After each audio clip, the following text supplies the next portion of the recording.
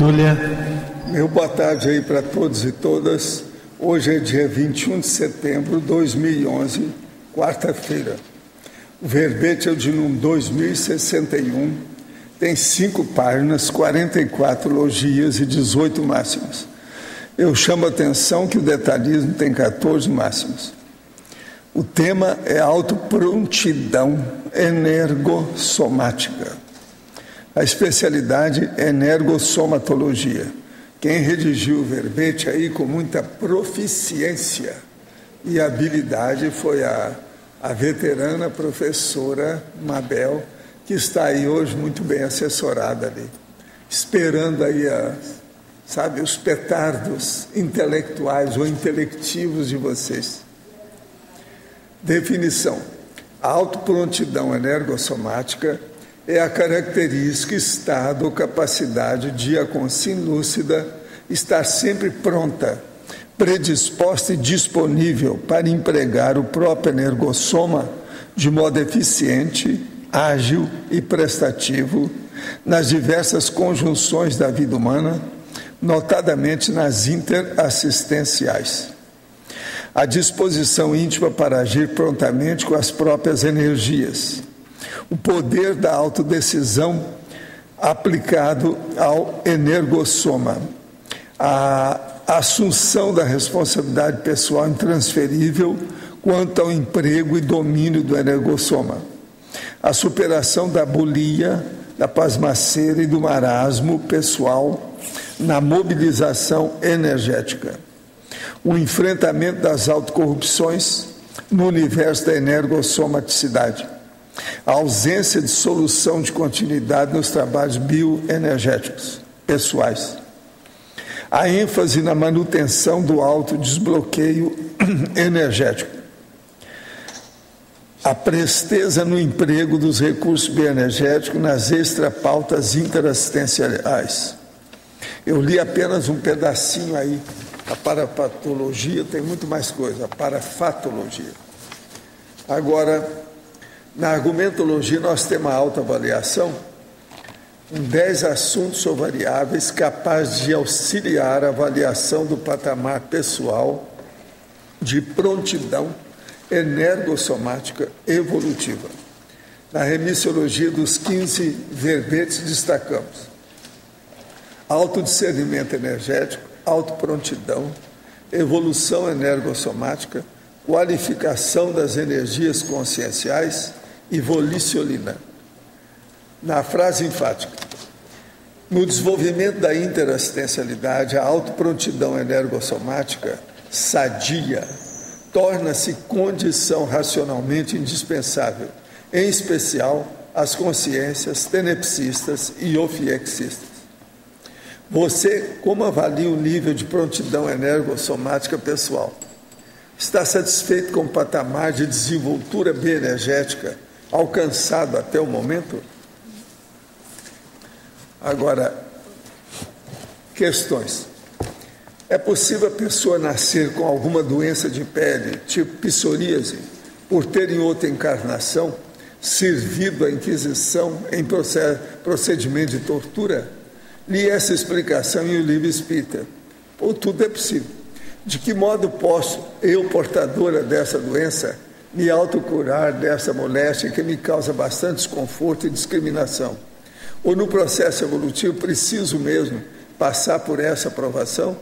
Ser esposa de alcoólatra e irmã de bipolar, isso também pode ser processo evolutivo? Estou interessado em entender melhor a sua tese. Qual é o livro indicado para o iniciante em conscienciologia?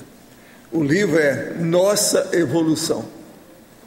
É só pegar, né, o texto que tem lá, né, o org que tem lá. Nossa Evolução. Outro aqui.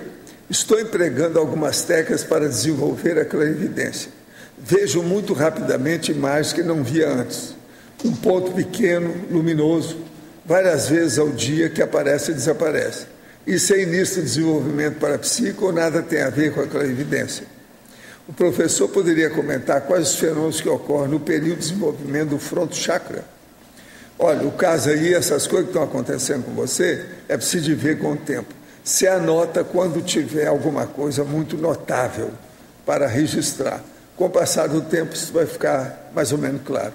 Agora, quanto ao fronto chakra, você tem que pensar o seguinte: ele começa a dar batimentos, como se tivesse alguma coisa em latência ali, funcionando.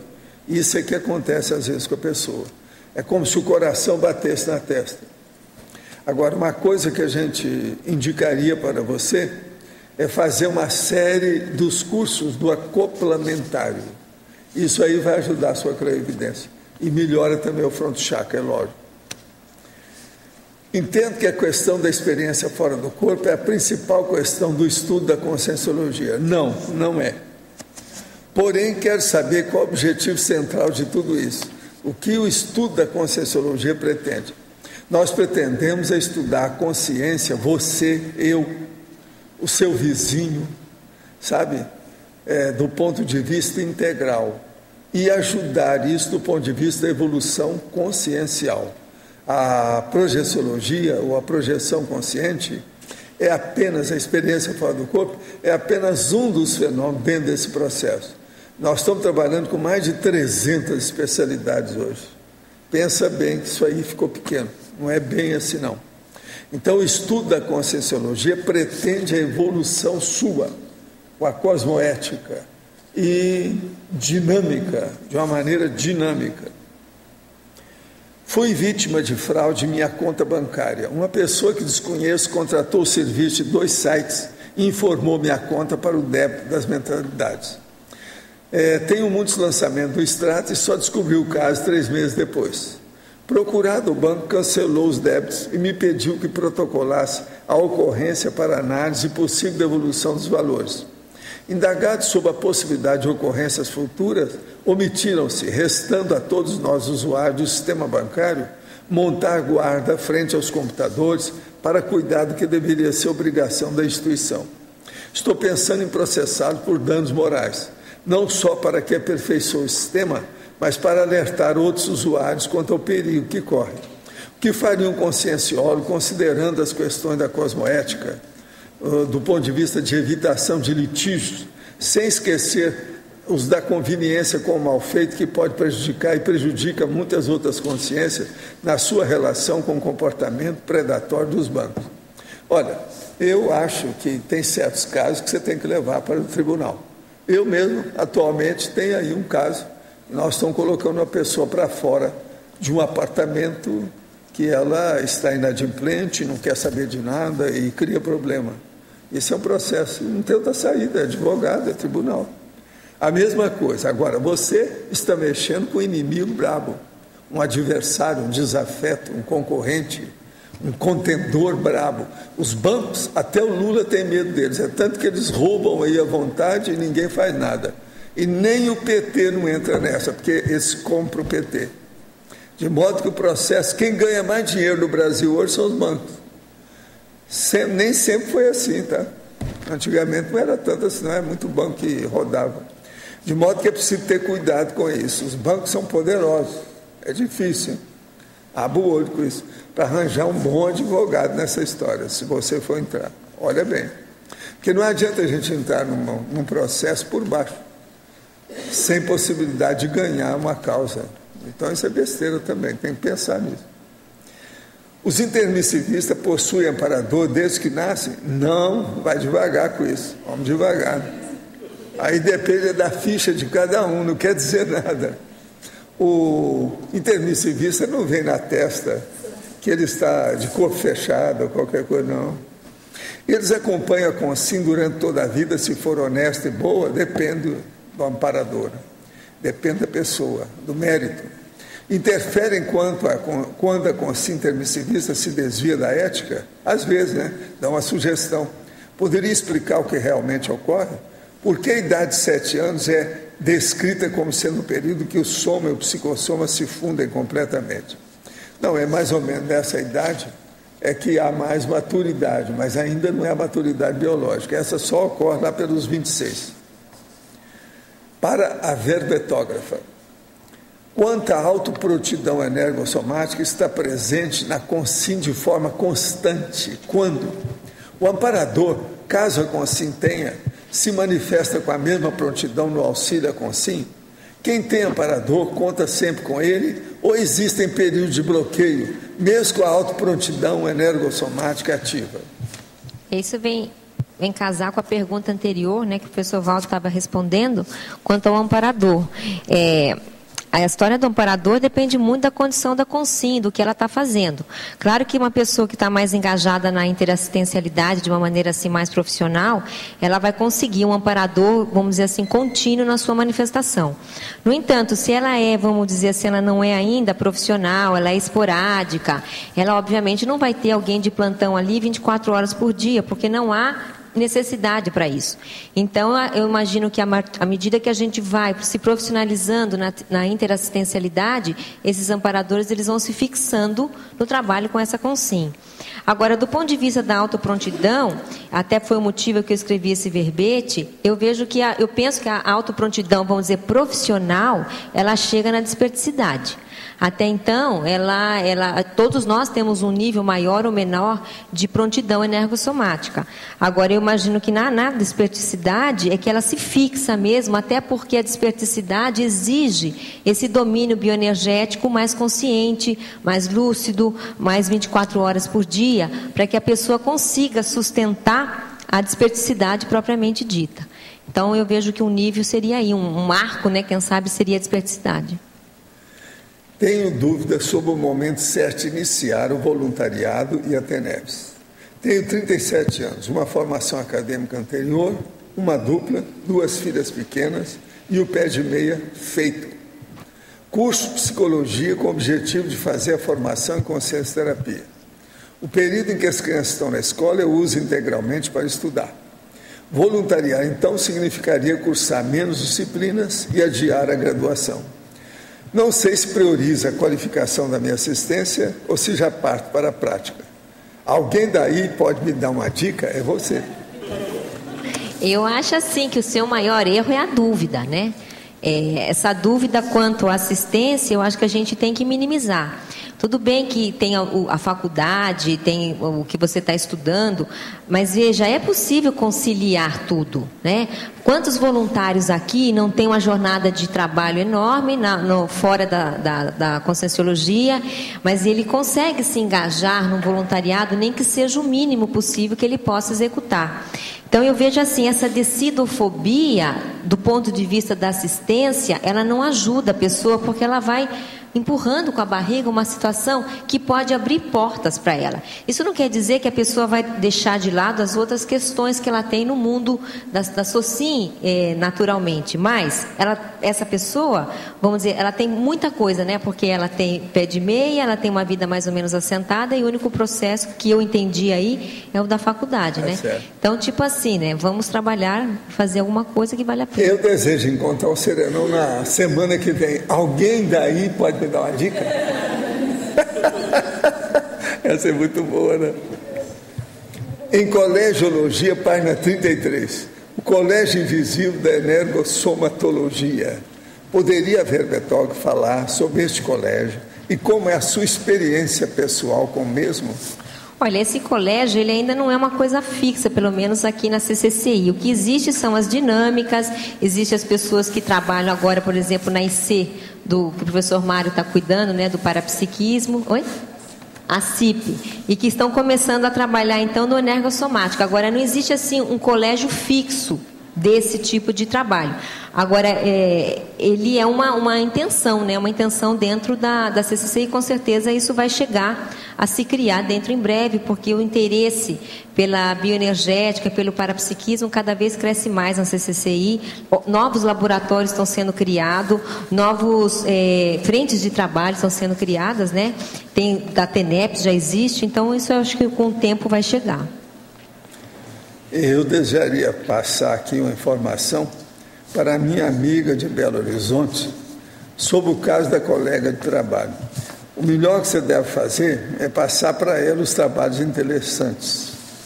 Exalta a glória dela e não entra em coisas de mulher. É o melhor que você vai fazer. Eu quero aqui agradecer a turma aqui, o Alessandro, o Saul e o João, lá de Teresina, do Piauí, que trouxeram esse livro para mim. Eu não conhecia o livro.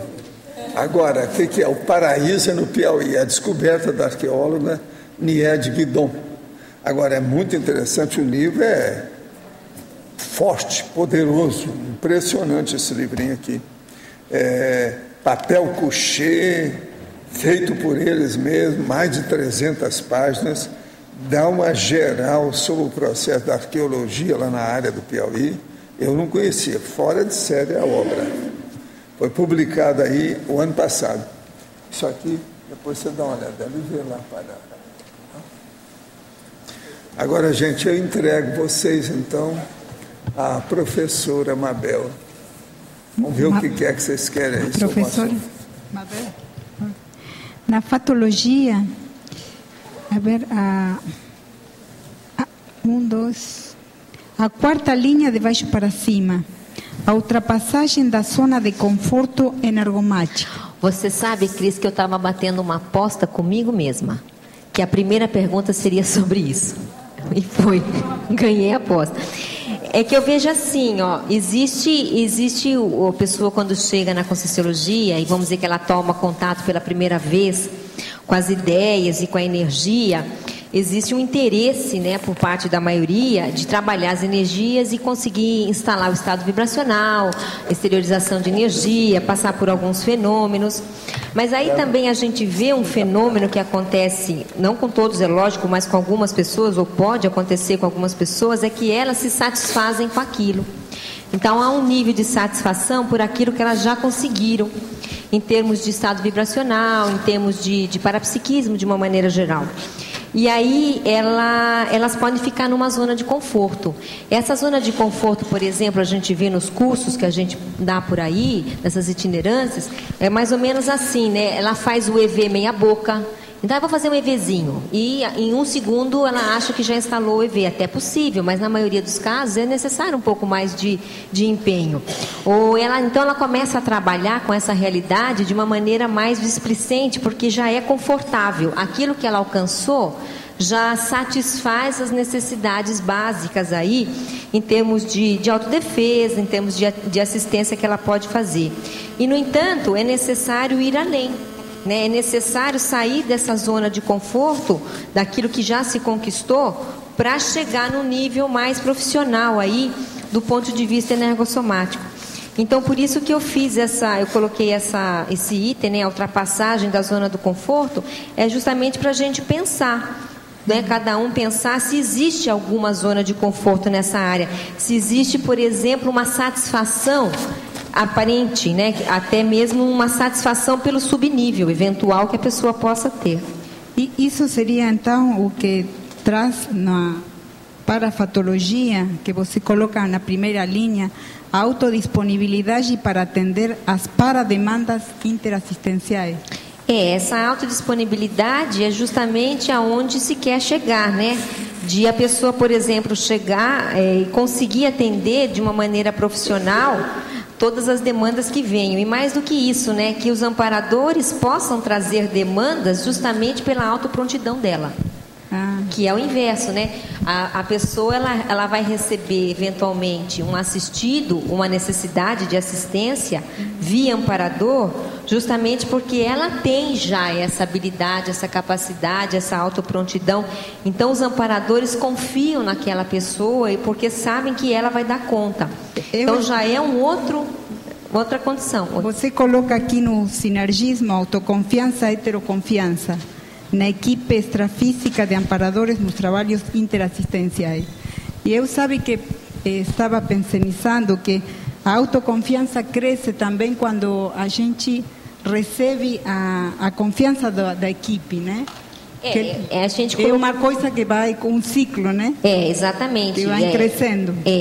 Agora, essa autoconfiança, por outro lado, também gera heteroconfiança. Não é isso? E então, por isso que eu falo do ciclo. Por isso que é um ciclo, né? Isso, que você vai... Teve um verbete lá que era da professora Adriana, da parafiliação, né? O senso de parafiliação. Isso. Que ele Fala um pouco dessa condição, né? De você se sentir fazendo parte de um grupo e que isso realmente dá um fundamento para aquela pessoa, né? Ela não está sozinha, ninguém está sozinho. Então vamos trabalhar em grupo, em conjunto com a equipe extrafísica. E isso obviamente aumenta a autoconfiança e aumenta então a heteroconfiança simultaneamente. Isso, uma última. Agora, só uma coisa que eu queria lembrar disso, Cris. Essa situação ela não pode ser teórica. Então, não é uma crença, porque senão você entra no universo da crença e fala assim, não, mas eu confio no amparador. É como se você falasse assim, trocasse a confiança do Deus por um amparador. Não é isso que a gente está falando na Conscienciologia. Não é trocar agora a equipe extrafísica, não, ou aliás, o Deus, o santo, seja lá o que for, pela equipe extrafísica. É a gente ter experiência, passar por certas vivências e perceber aquilo na realidade individual dela. Está bem, porque isso é observável na teática. Eu estou falando disso, mas está bem que você diga. Estou falando da teática. Quando no momento da prática a gente recebe. Exato. É bom lembrar isso, porque às vezes tem gente nos escutando e está chegando hoje na Conscienciologia. Sim. E aí é bom que a pessoa entenda essa realidade. Que entenda, né? Que estamos falando da teática, ou seja, teoria e prática. E bom, a última pergunta que eu queria, que tem a ver também, efeitologia, os efeitos da prontidão energossomática na qualidade e extensão da interassistencialidade. É dentro do que a gente estava conversando, claro, né? Se a pessoa ela tem essa condição de estar pronta energeticamente a maior parte do tempo, obviamente a qualidade da assistência dela aumenta e a extensão, né, o número de assistidos também vai aumentar. Claro, levando em consideração as intenções e por aí vai, né, que não é o caso. Mas assumindo que há uma boa intenção, a cosmoética nisso vai qualificar. Gostaria de saber a posição da Conscienciologia sobre a troca de casais, o swing e o adultério. Fui pega de surpresa com um casal conhecido que tentava me convencer que o swing é correto porque não comete infidelidade entre os casais. Mesmo tendo minha opinião a respeito, não gostaria de fazer julgamento sem maior esclarecimento. Olha, uma coisa boa é mandar esse povo todo para a zona boêmia aí da sua cidade, que é Guaratinguetá.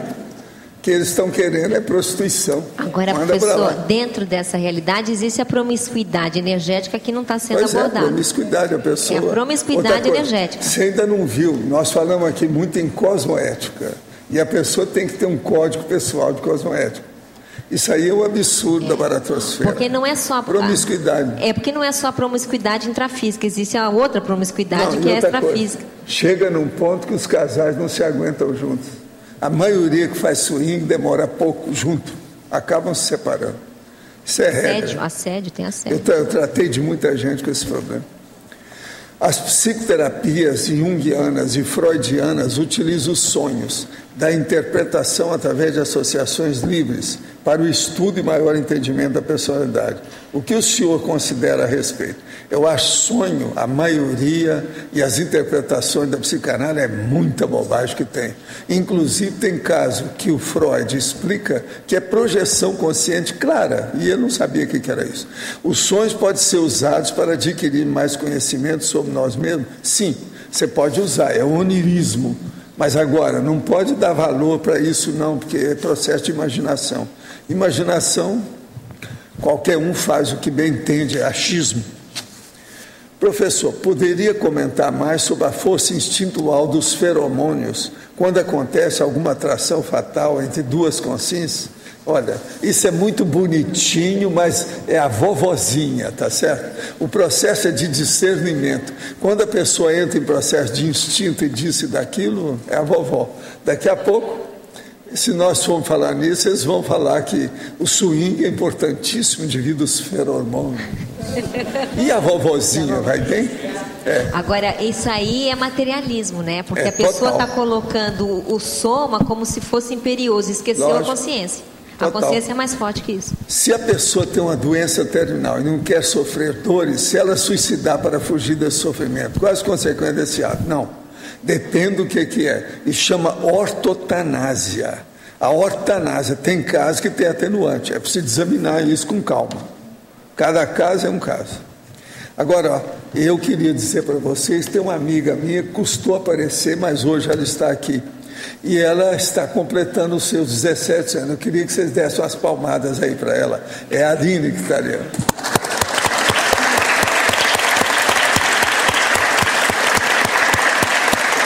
Você sabe que a Aline era uma verdadeira secretária que eu tinha na Europa, né?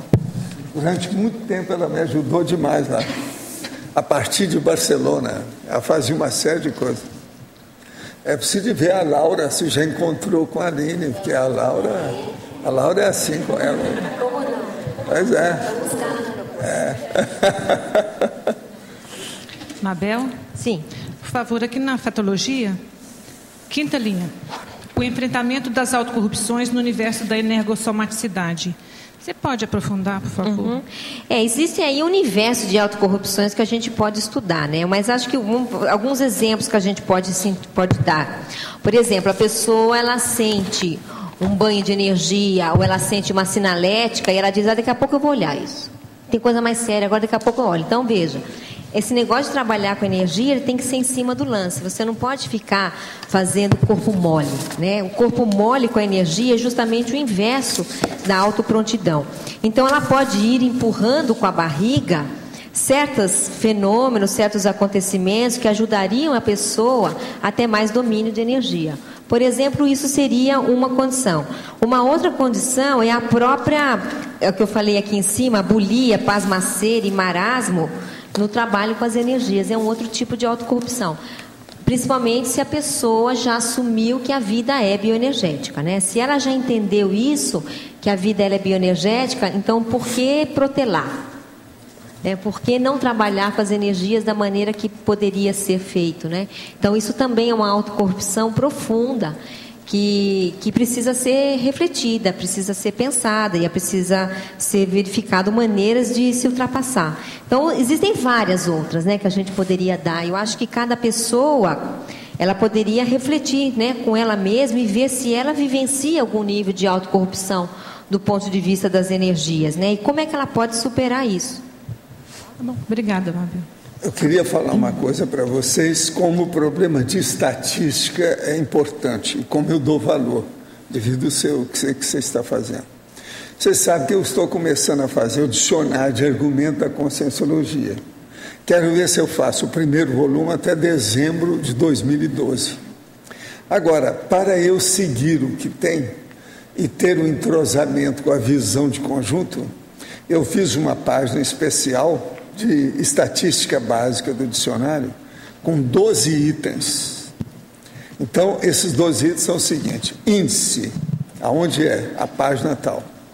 A dedicatória, página tal.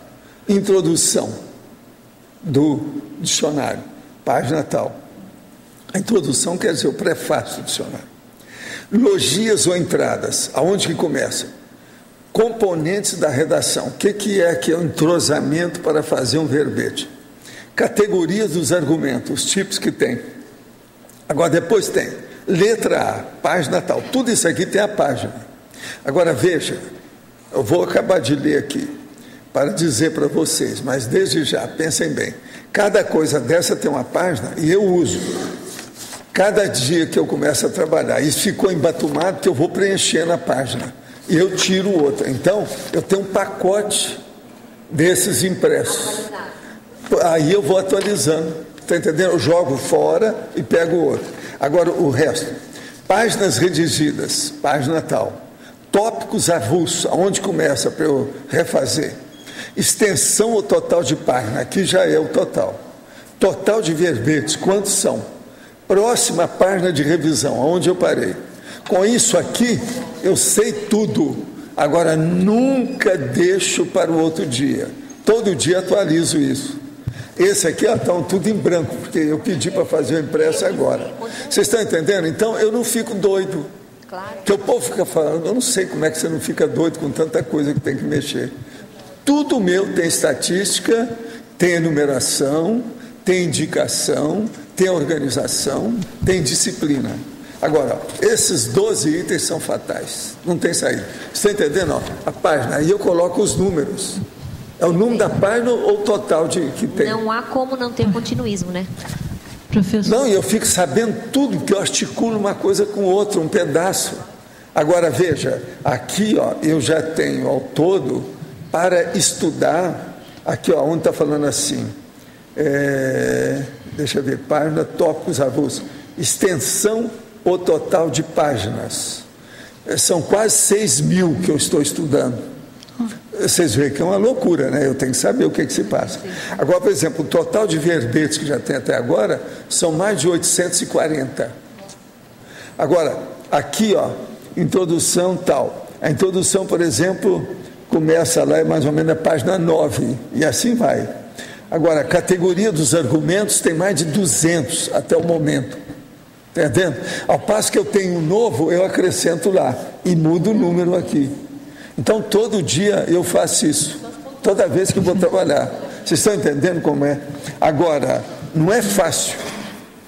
Tem que olhar esse detalhe. Agora, se você deixar para a sua cabeça, você embanana tudo. O ideal é fazer isso. Agora, ó, eu estou trabalhando há vários meses para chegar nesse total. Professor, eu tinha isso aqui à mão. Agora, como eu já estabeleci o template. É a chapa, a fórmula já está feita. Agora, então, eu tive que imprimir, porque agora é fácil daqui para frente. Professor, e o senhor está guardando esses papéis desatualizados? Não, eu só guardo quando tem algum interesse, mas é que eu passo... Porque podia guardar para ver também o índice de produtividade. Aí só serve do ponto de vista histórico. Não, e produtividade também. A questão da produtividade, se você pudesse guardar... Não, mas isso eu sei. Faz um histórico de produtividade. Não, mas eu sou doutor no assunto nisso, eu me conheço bem. Que a gente pega quantos tem... Isso eu não preciso. Aquilo que é o rame-rame, aquilo que é eu não preciso. Agora, o problema é a coisa nova, entende? Agora, professor... Agora, por exemplo, aqui tem várias coisas.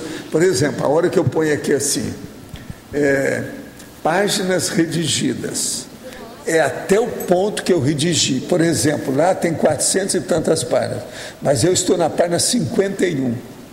Que eu estou revendo tudo. Então aqui ó, seria a página 51. Tópicos avulsos é mais ou menos a partir da página quase 500, é 500 mais ou menos. Porque os tópicos avulsos eu estou pegando aquilo que eu estou procurando de temas para encaixar naquele verbetinho desse tamanhozinho. E eu ponho ele desse tamanho. Então só isso já mostra a singularidade, o ineditismo, a originalidade que eu estou escrevendo, que não é nada igual ao que eu já escrevi. Professor. E eu conjugo. Agora, por exemplo, eu pego aquele tema, que é a chamada palavra-chave, e coloco e procuro. Às vezes eu vejo 6.000 páginas pelo Find. Agora, professor... Vocês estão entendendo? Agora veja, é muito bacana a hora que eu trabalho 1h30, 2 horas e aumento ou faço 4, 5 verbetes desses. Isso dá 4, 5 páginas dele. É muita coisa. Agora, professor, a Adriana e eu estávamos conversando aqui, dá trabalho, né?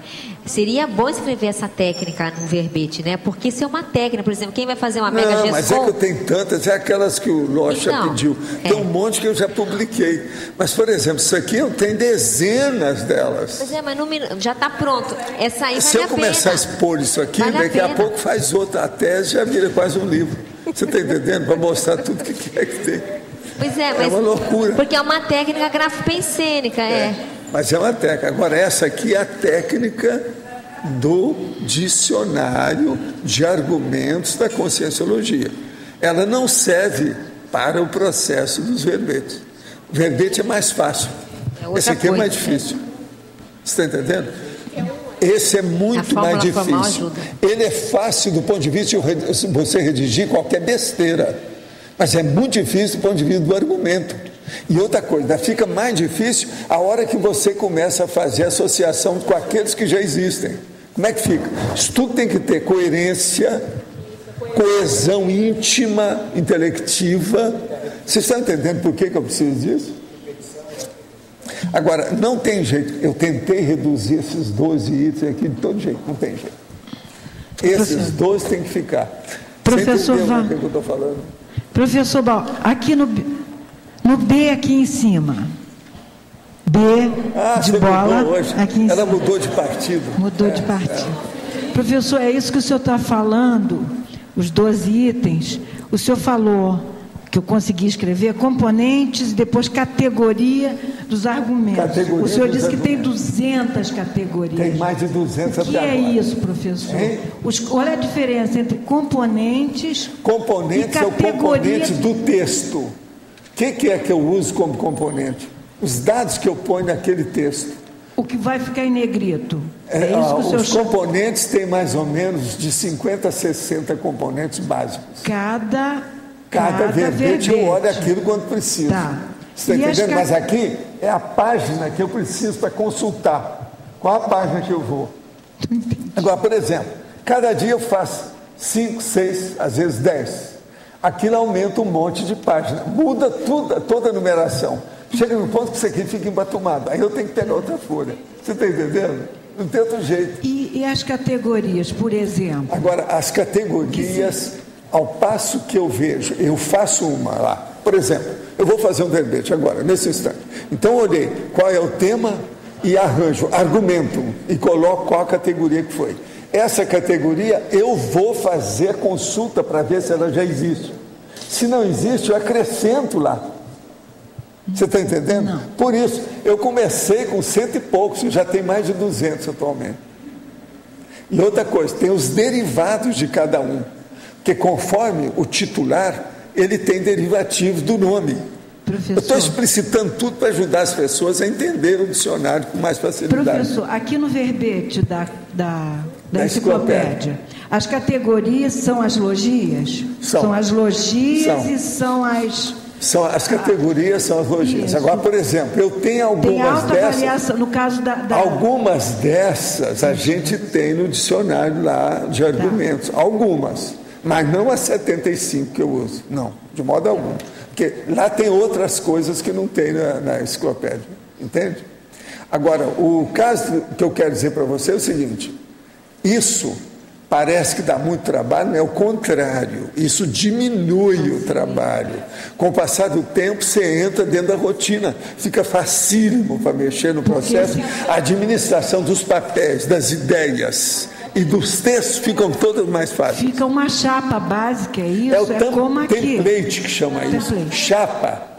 O Chico Xavier chamava essas coisas de chapa. A chapa da mensagem. Era assim que ele classificava a mensagem, a chapa. Agora, a chapa é uma fórmula, é um esquema, é um quadro sinóptico, é uma croniqueta. Tudo isso é. Entende? Depende do que é. Agora, esse aqui é mais um template. É uma chapa técnica da estrutura, do arcabouço do texto do dicionário. Entende? Agora, eu falo isso porque é bom vocês pensarem. Vocês estão pensando que tem alguma dificuldade na enciclopédia? A dificuldade é essa aqui. Isso aqui é muito mais sério.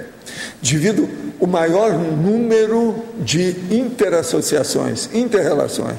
Entende? A interatividade aqui é mais intensiva. Então é um problemão.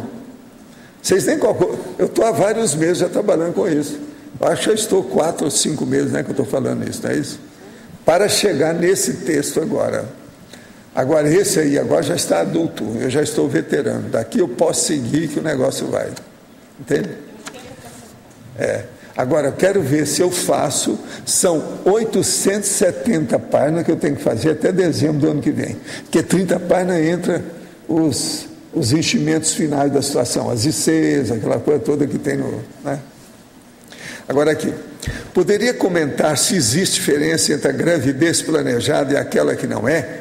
Para a consciência que irá nascer, pode-se concluir algo por ser ou não planejada? Sim, tem de tudo.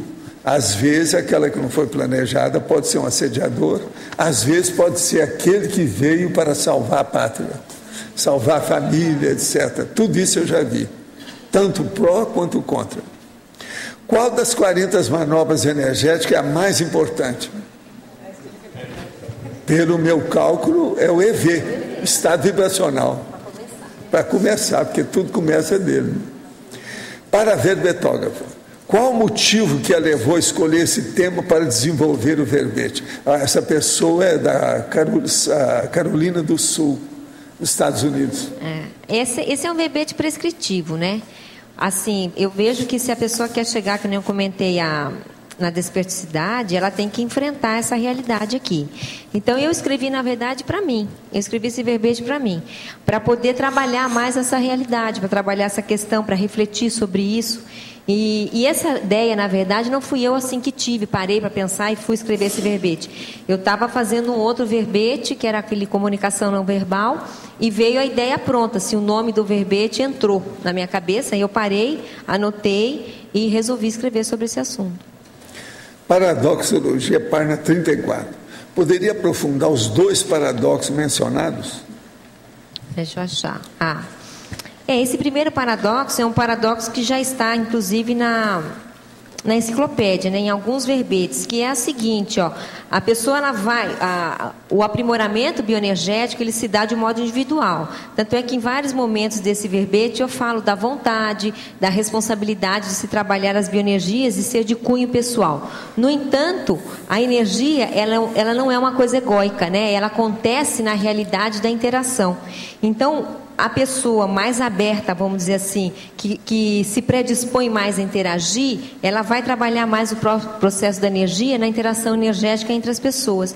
Então está escrito aqui, o paradoxo do aprimoramento bioenergético ser individual e intransferível, mas ele não ocorre sozinho, você com você sempre. Ele tem que ter interação com as demais consciências, até em função da interassistencialidade.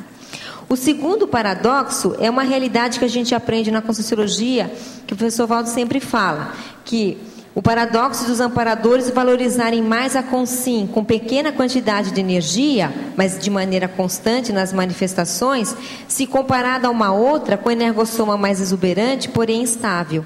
Porque senão não há a confiança dos amparadores naquela consim.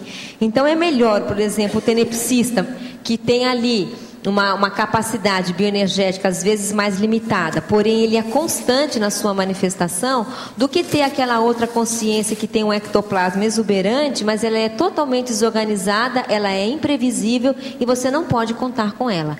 Então os amparadores eles ficam inseguros no trabalho com essa consciência que é extremamente, por exemplo, desorganizada, apesar de ter mais energia eventualmente.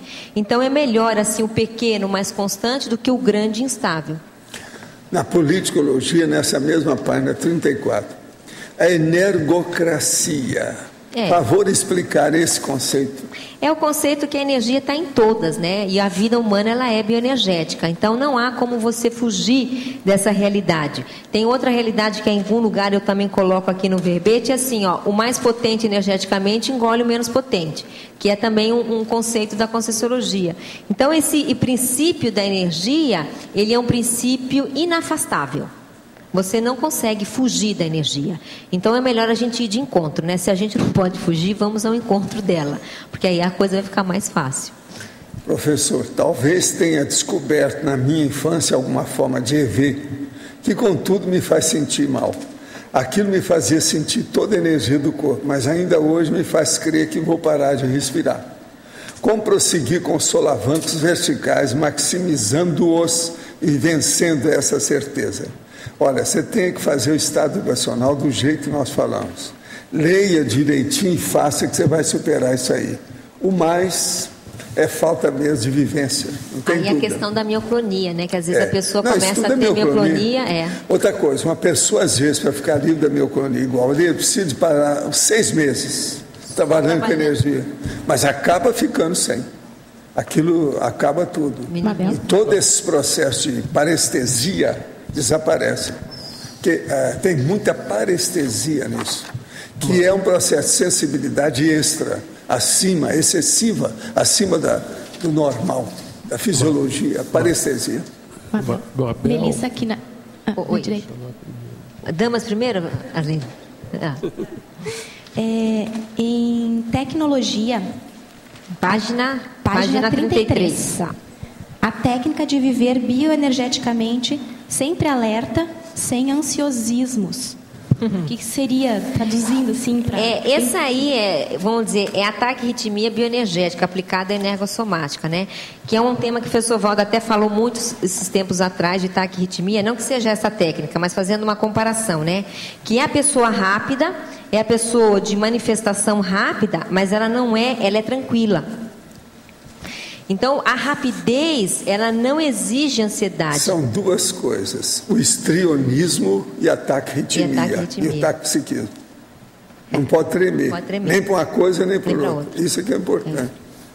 Então, exatamente. Então, esse alerta bioenergético é isso. Você tem um alerta, mas você não está com medo, não está desesperado, não tem expectativa, não quer acabar, né? O mundo não vai acabar logo. Então, mas você está alerta. Né? Então, a informação chega e você consegue decodificar a informação quando você está calmo, né? Você consegue compreender o que está acontecendo, você consegue encontrar uma solução bioenergética para aquilo sem se desesperar. E outra coisa, a partir disso é que chega lá. Você fala as coisas com a maior veemência. Por dentro. Brasileiro! Você está entendendo como é que é? No entanto, não há domínio de adrenalina. Isso é que é importantíssimo. Isso é que tem que pensar. Por isso que vem aquela técnica que a gente falou aquela vez da imobilidade, né? Que é uma técnica bem conhecida, porque ajuda, você fica mais... É interessante essa técnica da imobilidade para quem não fez. A pessoa ela fica totalmente quieta, no enquanto a cabeça fica totalmente atilada. Só que não há exacerbação da psicomotricidade. Então a cabeça está limpa e o corpo quieto. Isso é o ideal. Não é? Mabel, oi. Na binomiologia... Aí você pega... Página para mim? Página 34. Tá. Binomiologia logo no começo. Na segunda linha de baixo para cima, o binômio evolutivo autodisposição, autodisponibilidade. Para dar uma aprofundada. Essa autodisposição é a motivação, né? Você está motivado, a pessoa que está, vamos dizer assim, energeticamente bem... e vamos dizer com a saúde relativamente bem, ela tem disposição. Agora, essa disposição, ela tem que casar com a disponibilidade de ajudar, a disponibilidade de trabalhar. Então, não pode ser, por exemplo, o ideal é que não seja uma autodisposição egóica. Ela tem que ser uma autodisposição para servir a alguma coisa. E aí é por isso que eu coloquei a autodisponibilidade. A autodisponibilidade com motivação. Ficou claro? Tá bom. Agora, na fatologia, a terceira linha, a superação da bulia, pasmaceira e marasmo. Eu gostaria, o que é fundamental para superar essa bulia, pasmaceira, marasmo? Aí tem uma técnica que a gente usa aqui no tertuliário, o professor Valdo fala muito, né? Que é aquela assim, ó. Que é a técnica da vergonha na cara. Eu acho que é o que faz. Que eu acho que isso ajuda, né? Porque, veja, se a gente já conhece o procedimento, a gente já conhece a técnica, não há motivo de não cumprir. Pois é, e a gente já sabe da importância, então faltou o quê? Faltou aquele negócio aqui na cara. Então, eu acho que é isso, sabe? Assim, o mais é firula, que pode ajudar. Eu acho que esse é o essencial. Talvez a vontade também... A vontade vai ser desencadeada quando a pessoa, então, ela assumir isso, né? Claro que a vontade ela é básica, mas se a pessoa não tem essa hombridade, ela não vai ter vontade. Então, você podia acrescentar essa técnica de vergonha na cara. Uma boa, né? A técnica da vergonha. No universo do energossoma, né? Não, é só brincadeira. Né? Bom, obrigado. Mabel. Pois não. Aqui no B. Página 33, para patologia, terceira linha de baixo para cima, você colocou assistência ectoplásmica. Você pode ampliar? A quarta linha, assistência ectoplásmica. Essa é uma assistência que a gente vê no dia a dia, né? Em determinadas situações, existe assim um fortalecimento, um reforço do ectoplasma assistencial. Normalmente, quando a assistência exige esse padrão de energias, né? Então, você pode ver isso nas dinâmicas, pode ver isso também, às vezes, em sala de aula, num curso, pode ver no ambiente externo. Então, há uma necessidade de energia extrafísica, e aquele que tem mais predisposição para doar ectoplasma, ele doa. Às vezes ninguém percebe, às vezes não há necessariamente um ambiente de se falar de energia, mas a ectoplasmia está presente, né? Então, conforme a necessidade da assistência, ela pode entrar em jogo. Ok, obrigada. Nada. senhor comentou a questão das mioclonias. O senhor acha que a pessoa que ainda trabalha as energias, ela percebe muita mioclonia, é como se ela ainda fosse inexperiente? O ideal é se você conseguir fazer esterilizações, ficando... Não, a mioclonia ela é inevitável em todo mundo que trabalha com as energias. Agora, o processo é que ela não pode dominar a pessoa do jeito que aconteceu com esse caso dele aí. Está acontecendo isso. Ele tem até medo de mexer na coisa, porque está mexendo até no sistema circulatório dele. Entende? O problema da respiração, essa coisa toda. Isso aí está errado. Tem que entender o que é isso. Agora, a maioria das pessoas não entende, não sabe nem o que é parestesia, por exemplo. É difícil. Entende? Tem que expor e mostrar como é que é. Agora, se a pessoa insiste no estado vibracional, ela domina tudo isso. É questão de tempo. Não adianta dizer que a pessoa tem uma doença. Todo mundo tem uma certa doença, não quer dizer nada. Pode ter até várias. Na idade que eu estou nela, a pessoa pode ter 7. Isso é normal. Ter doença com o corpo humano é uma coisa natural. Eu não vejo nada demais disso. Agora, nós temos que superar o processo. Agora, o EV, ele é capaz de melhorar isso tudo. É aquilo que eu falo, é a única panaceia universal que existe, é a vontade da pessoa com a intenção dela aplicada nas energias. Isso forma o EV. É a base de tudo. Com isso, a gente melhora. Agora, é bom sempre mostrar para a pessoa o que é parestesia, essa coisa toda. Sabe como é que é? A primeira coisa que eu às vezes falo assim, por exemplo, você às vezes não fica num lugar que parece que tem um nervinho ou um músculo que fica pulando? Pois é, o olho, isso tudo às vezes é falta de vitamina que eles acham, né? Do ponto de vista da fisiologia. Entende? Isso às vezes é parestesia, é um tipo de parestesia também. A gente tem que observar isso tudo. Professor Valdo, tem a ver as mioclonias com a passagem da energia? Sim, a mioclonia é uma alteração que dá principalmente nos espasmos musculares, que é isso que é mioclonia. Esses espasmos musculares podem dar para uma série de coisas. E outra coisa, quanto mais idade o homem ou a mulher tenha, mais ela vai ter isso, faz parte da vida. Por quê? Já há uma falência dos órgãos e sistemas. Aquilo começa a bater pino. A minha idade é um monte de coisa que bate pino. Eu já expliquei aqui como é que é. Agora, o ideal seria, quando a gente entrasse para estudar medicina, que já fosse velho, com toda a bateção de pino, para saber. Eu aprendi tudo teoricamente, agora estou vendo do ponto de vista prático, vivenciando o que é. É uma pena, eu devia ter tido isso desde o início. Entende? Em ocasiões tem a ver também com a dosagem da energia ou não precisamente? Sim, mas é energia, tudo é energia. Você movimentou a energia, ela dá resultado. Isso aí são efeitos, consequências, derivações, resultado porque do processo. Porque não sempre a mioclonia pode se dar, né? Mas tem ocasiões outra que coisa, sim. Você mudou um pouco a intensidade da energia, o efeito fica diferente. A energia, você tem que modular tudo isso para ver como é que é. Tá certo? Depois precisa ver. Pois não. No B, aqui pois não. Na página 32, na parafatologia, o último item. Fala um pouco nessa extra pauta interassistencial. Esse que eu não sei se estava aqui, são essas requisições que acontecem de modo inesperado. E como é que é essa prontidão? Por exemplo, esses dias eu estava na faculdade e aí uma pessoa, ela teve eu nem falei para o Flávio, ela teve quase um ataque epilético. Ela começou a ter uma aura de epilepsia e ela então teve uma dificuldade lá. Então veja, isso não estava esperado. Ninguém fica esperando que a pessoa vai ter um ataque epilético dentro da sala de aula.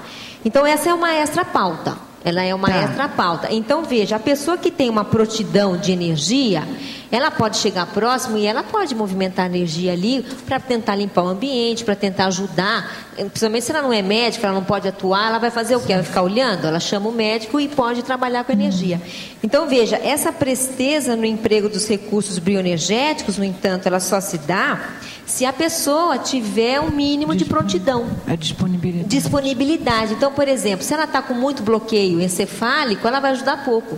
ela está precisando mais de ajuda do que pode ajudar. Agora, se ela tiver com o energossoma razoavelmente up-to-date, ela vai poder ajudar mais. Os amparadores vão poder contar mais com ela. Então, isso tudo são situações que podem acontecer no dia a dia com qualquer pessoa. Ok, obrigada.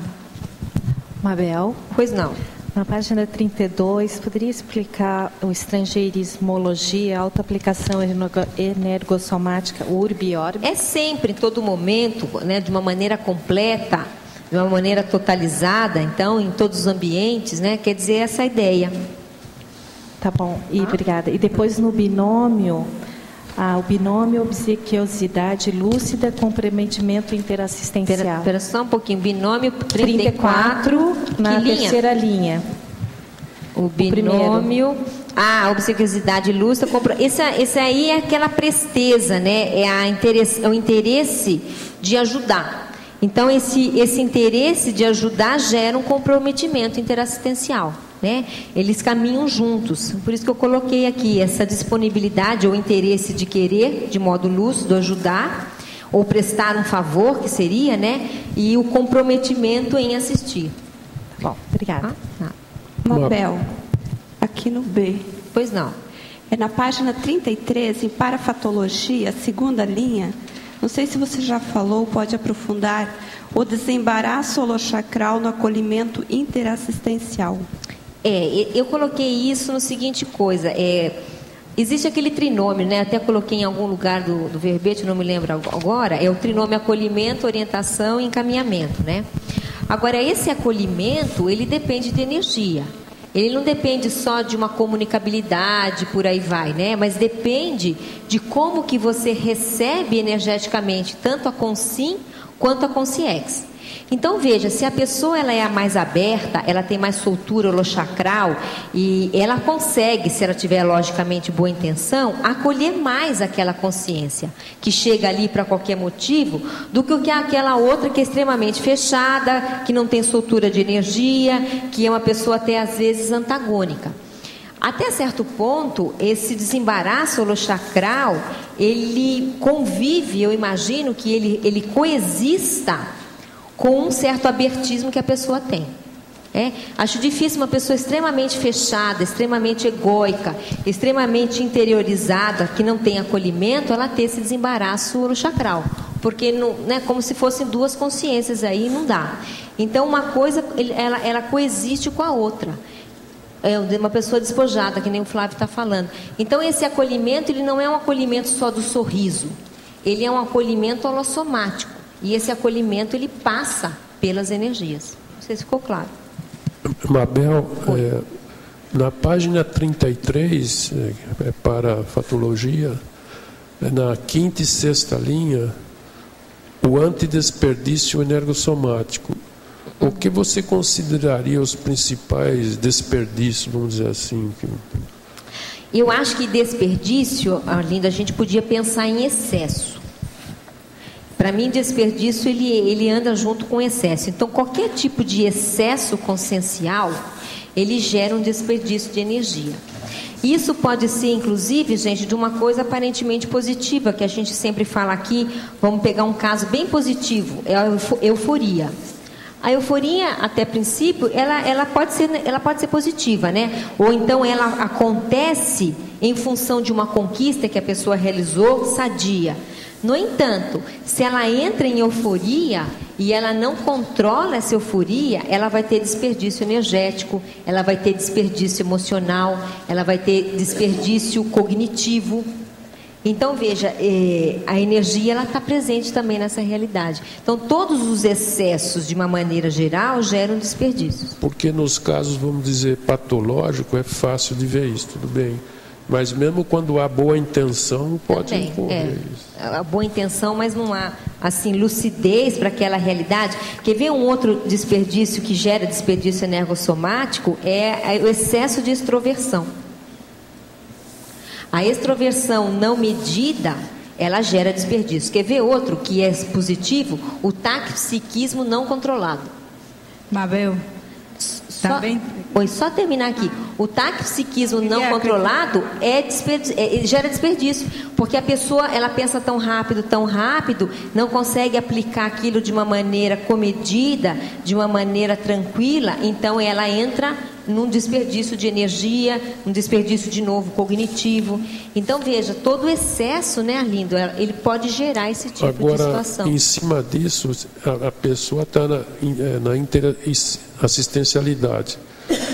Ela mesmo assim assistindo, vamos dizer positivamente, cosmoeticamente, pode haver esse desperdício? Não sei. Se ela não souber dosar, pode. Inclusive, ela pode chegar a ter burnout.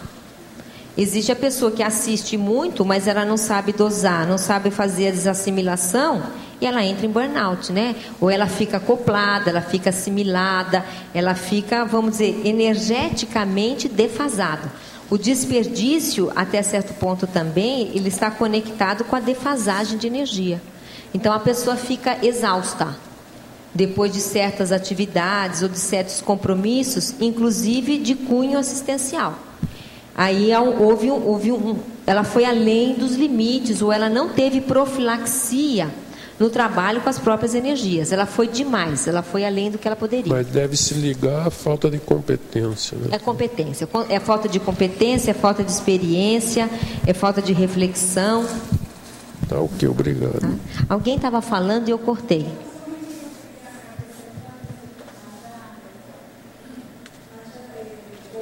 A respeito que desperdício é não fazer assistência, por exemplo.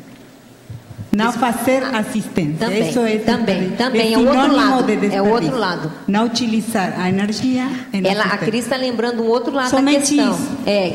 Mas é uma questão interessante a sua aí, porque a gente vê agora do outro lado. A pessoa tem muita fartura de energia, ela tem várias capacidades, ela está sentada num pote de ouro e ela não faz nada. Então aí também é um desperdício. O que ela está fazendo com tanto tesouro? Né? Então esse é um outro lado de você ter fartura e inaplicada. Também seria um desperdício, que é o que a Cris está lembrando. Mabel. Pois não.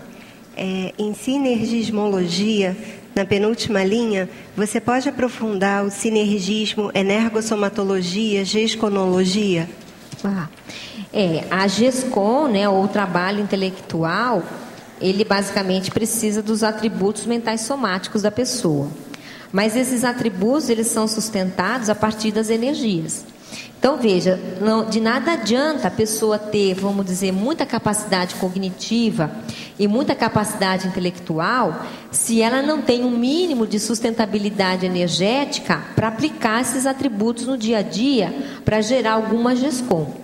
Então, esse binômio, ou esse sinergismo, vamos dizer assim, eles trabalham juntos, né? É preciso a mental somaticidade, mas é preciso também a energia para sustentar o trabalho intelectual. Até por uma questão de auto-organização também para a produção desse trabalho. Até por uma questão de auto-organização. Até por uma questão de auto-organização para esse trabalho. Então a gente vê, pode acontecer comigo, mas também acontece com outras pessoas extremamente criativas do ponto de vista da mental somaticidade, mas elas vão começar a fazer um trabalho da diarreia. Ela começa a ter diarreia, ela começa a ter algum contrafluxo, ela começa a ter algum processo físico em decorrência da falta, vamos dizer, de autodefesa energética, e aí o trabalho mental somático fica comprometido.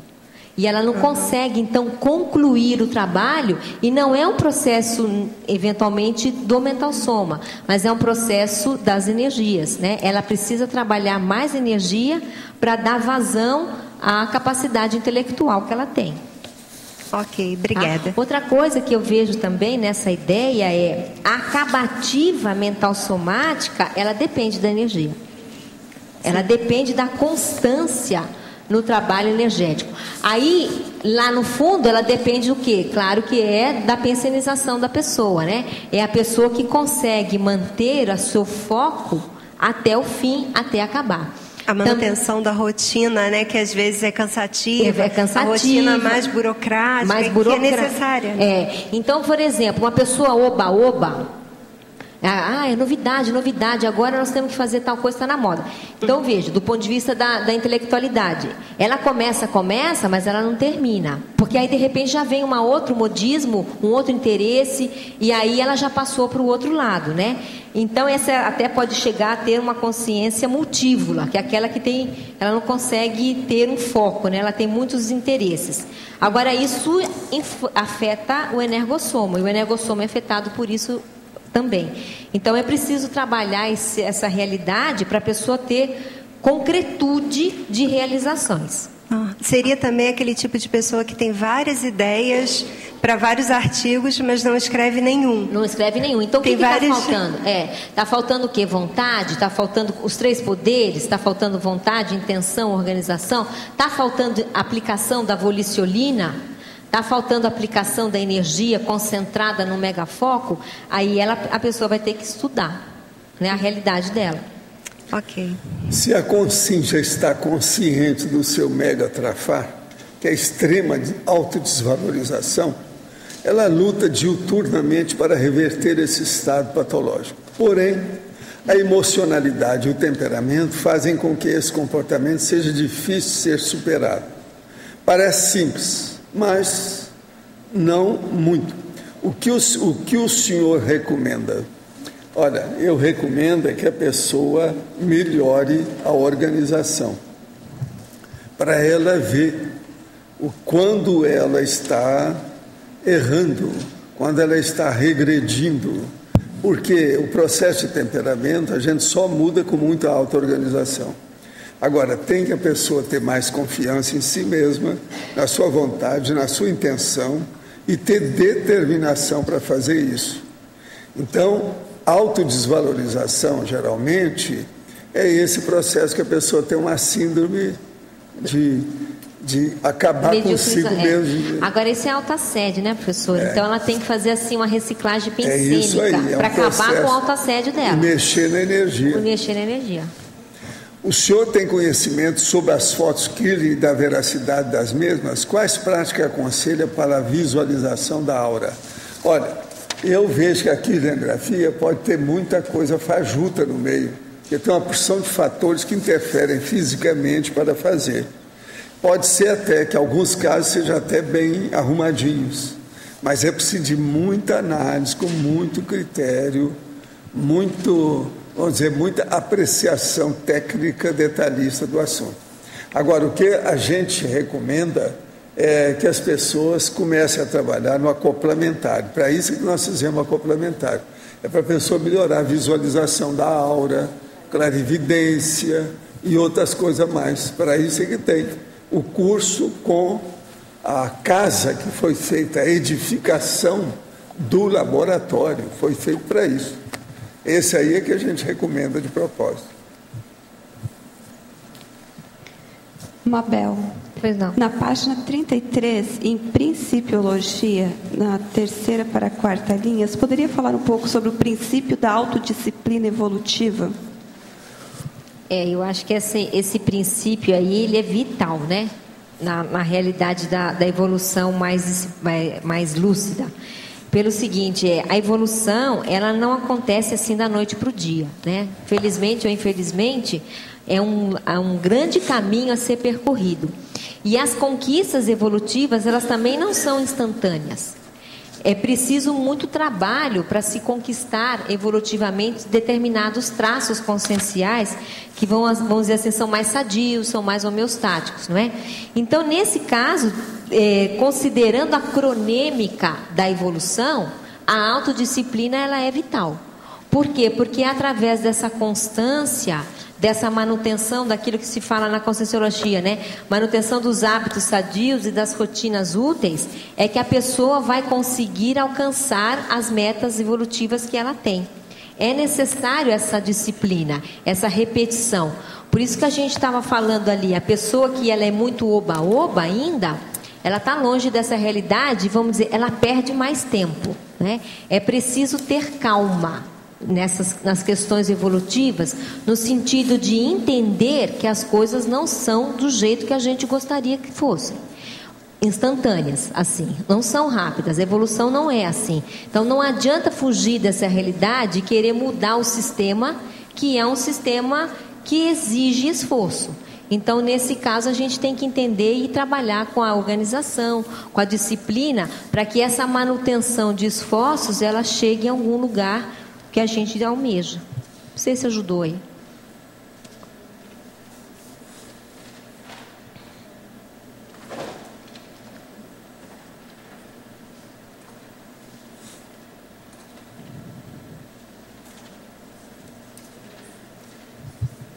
Abel? Oi. Oi, Melissa. Pois não. Página 33, em efeitologia. Os efeitos da prontidão energossomática na autodesassedialidade. Pode dar uma aprofundada? O desassédio, ele se dá basicamente, né, do ponto de vista prático, a partir das energias. Eu estou dizendo do ponto de vista prático porque é claro que não é só a energia que faz desassédio, né? Esses dias até o professor Valdo estava escrevendo um verbete, ele estava comentando da blindagem, né, da necessidade de blindagem. E ele estava comentando assim que o que mais faz a pessoa estar blindada energeticamente, no caso, não é só energia, mas provavelmente é o padrão pensênico daquela consciência, né? No entanto, do ponto de vista prático, assim, do dia a dia, dos enfrentamentos que a gente tem nas interações conscienciais, a energia ela é vital também, né? Então, essa prontidão de se trabalhar as energias, ou de se perceber as energias, ou de decodificar os padrões energéticos, ou de decodificar os acoplamentos que a gente faz, ele é vital para que a gente possa evitar uma assedialidade mais séria, né? Para essa lucidez de trabalhar com essas questões. Trabalhar tudo junto, então. Trabalhar tudo junto, A desassedialidade, eu entendo, pelo menos, que ela é alcançada a partir das energias, né? Mas a gente não pode esquecer o processo emocional e o processo pensênico, ou cognitivo, vamos dizer assim, né? Do pensamento, melhor do que pensênico. As emoções atrapalham demais, né? Inclusive as emoções atrapalham demais o trabalho com as energias. E a ideia também. As ideias, né? Ou elas são favoráveis ao desenvolvimento energético, ou pode ser extremamente antagônicas, né? Ao desenvolvimento energético e, consequentemente, à desassedialidade.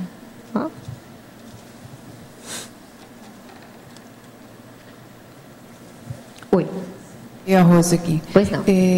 Na página 34, crescendologia, o crescendo, ausência de prevenção, necessidade de reparação. Você pode aprofundar? Esse crescendo, ele fala um pouco da falta de profilaxia, né? Então, por exemplo, do ponto de vista da bioenergia, nós temos que ser ousados, né? Nós temos que saber, não podemos ter medo, mas, no entanto, a gente tem que ser profilático. Nós também não podemos ser ingênuos. Então, essa prevenção do ponto de vista de energia, ela é que faz essa autodefesa maior. No caso aqui, essa aí é um crescendo negativo, né? Sim. Que é essa ausência de profilaxia que vai dar um revertério bioenergético e a necessidade de uma reparação.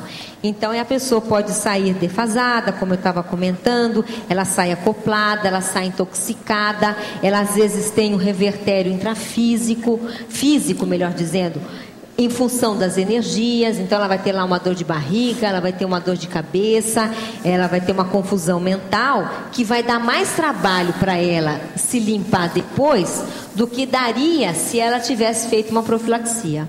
E nesse caso aí você vê como uma pessoa com dificuldade de fazer a desassim ou ela nem faz a desassim? Nesse caso, no momento que ela deveria ter feito a desassim, ela não fez. Ela não fez. Agora, mas eu vejo uma coisa antes aí.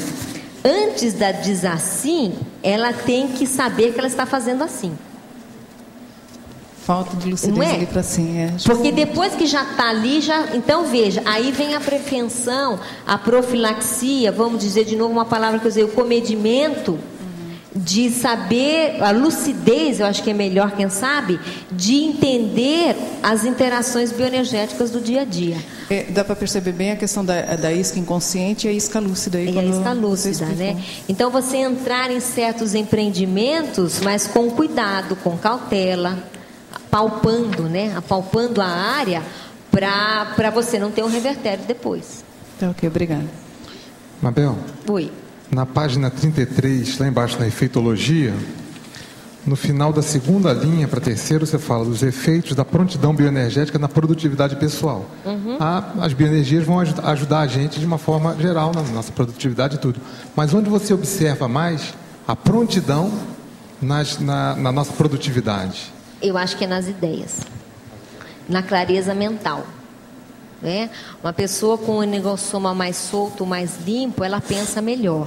E no nosso caso isso é vital. Para todo mundo isso é vital, mas para as pessoas que, vamos dizer, têm um certo comprometimento com as ideias, com a escrita, com a GESCOM e com a TARES, né, na sala de aula, é necessário ter essa limpeza mental para a gente poder fazer esse tipo de assistência, né?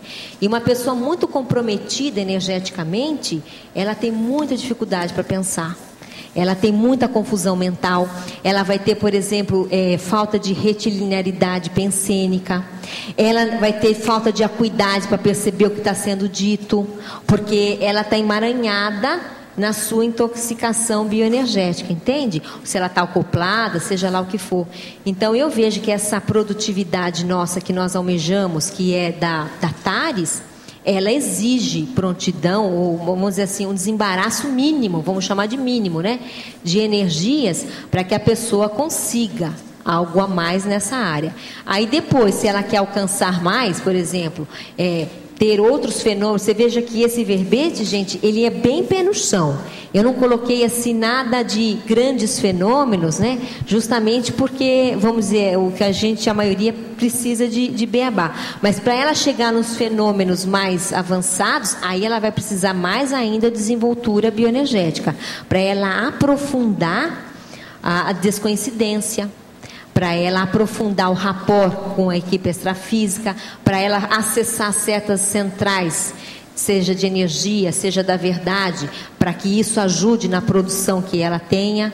Então, todas essas realidades, elas passam pela energia e elas precisam da energia. Mabel? Pois não. Na legiologia, você coloca a lei do mais potente energeticamente dominar o menos potente. Você já tinha até falado isso durante a tertúlia. Foi. E agora você está, também há algum tempo, você está falando da relação com a pensenidade, com a autopensenidade. Aí eu fiquei me perguntando e queria saber o que você pensa a respeito. Se essa lei funciona no mesmo padrão pensênico ou se o padrão pensênico mais, como que eu vou dizer, mais organizado, se ele pode reverter essa... Não, o que eu vejo, não sei se eu entendi a sua pergunta, Rosa, mas o que eu vejo é assim, ó, vamos esquecer o padrão pensênico, vamos esquecer a energia e põe a cosmoética. Eu acho que aí ela fica maior. Por exemplo, a pessoa que tem energias e posturas e padrões pensênicos, vamos dizer, mais cosmoéticos, provavelmente vai engolir todo mundo.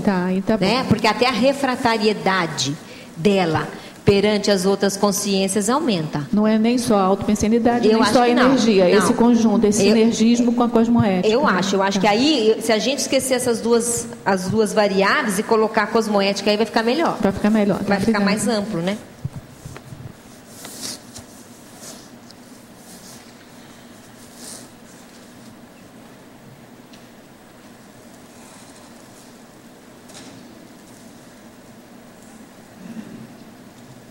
Pois não. Eu gostei do MIT. Do MIT, já falaram isso. É o que deu. Na página 35, o item número 3, em autoavaliação. Tá. Aqui, só antes de falar a sua resposta, eu fiz uma listagem bem simplória até, né? Poderia ter crescido muito mais. E é como eu estava falando de coisas aparentemente simples. Não falei aqui nenhum fenômeno grande, mais assim complexo, justamente para a gente começar com aquilo que é necessário, né? Então, no caso do 3, você estava falando da autovigilância, né? O nível da autovigilância energética diária. Eu entendo que é esse check-up bioenergético que é possível fazer durante o dia a dia.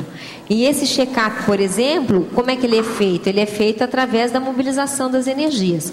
Então, se você vai mobilizando a energia várias vezes ao dia, por exemplo, fazendo estado vibracional ou fazendo exteriorização de energias, você vai checando o seu padrão, né? O nível de soltura, você vai checando os momentos que você estava mais livre energeticamente, menos livre energeticamente, e isso então faz com que você aumente o continuismo da sua saúde holochacral, vamos dizer assim, caso você faça essa rotina de check-ups bioenergéticos em todos os momentos, né? Isso se faz realmente, eu pelo menos entendo, com essa mobilização básica de energias. Tá. Agora, oi? O registro disso para ir acompanhando as mudanças. Né? É, para ir acompanhando, e mais do que isso, né? Além de acompanhar, você vai aprender, óbvio, mas é que aí é o caminho para você chegar na autoprontidão. Porque se você vai checando e vai ajustando, ó, agora estou com um pouquinho aqui de interferência, olha, estou com um pouco de bloqueio na cabeça, e você já vai fazendo asepsia constantemente, vai chegar um momento até que você nem precise parar para fazer isso, né? Aí a pessoa já está com mais desenvoltura, ela passa desse gargalo e ela consegue essa prontidão mais rápida.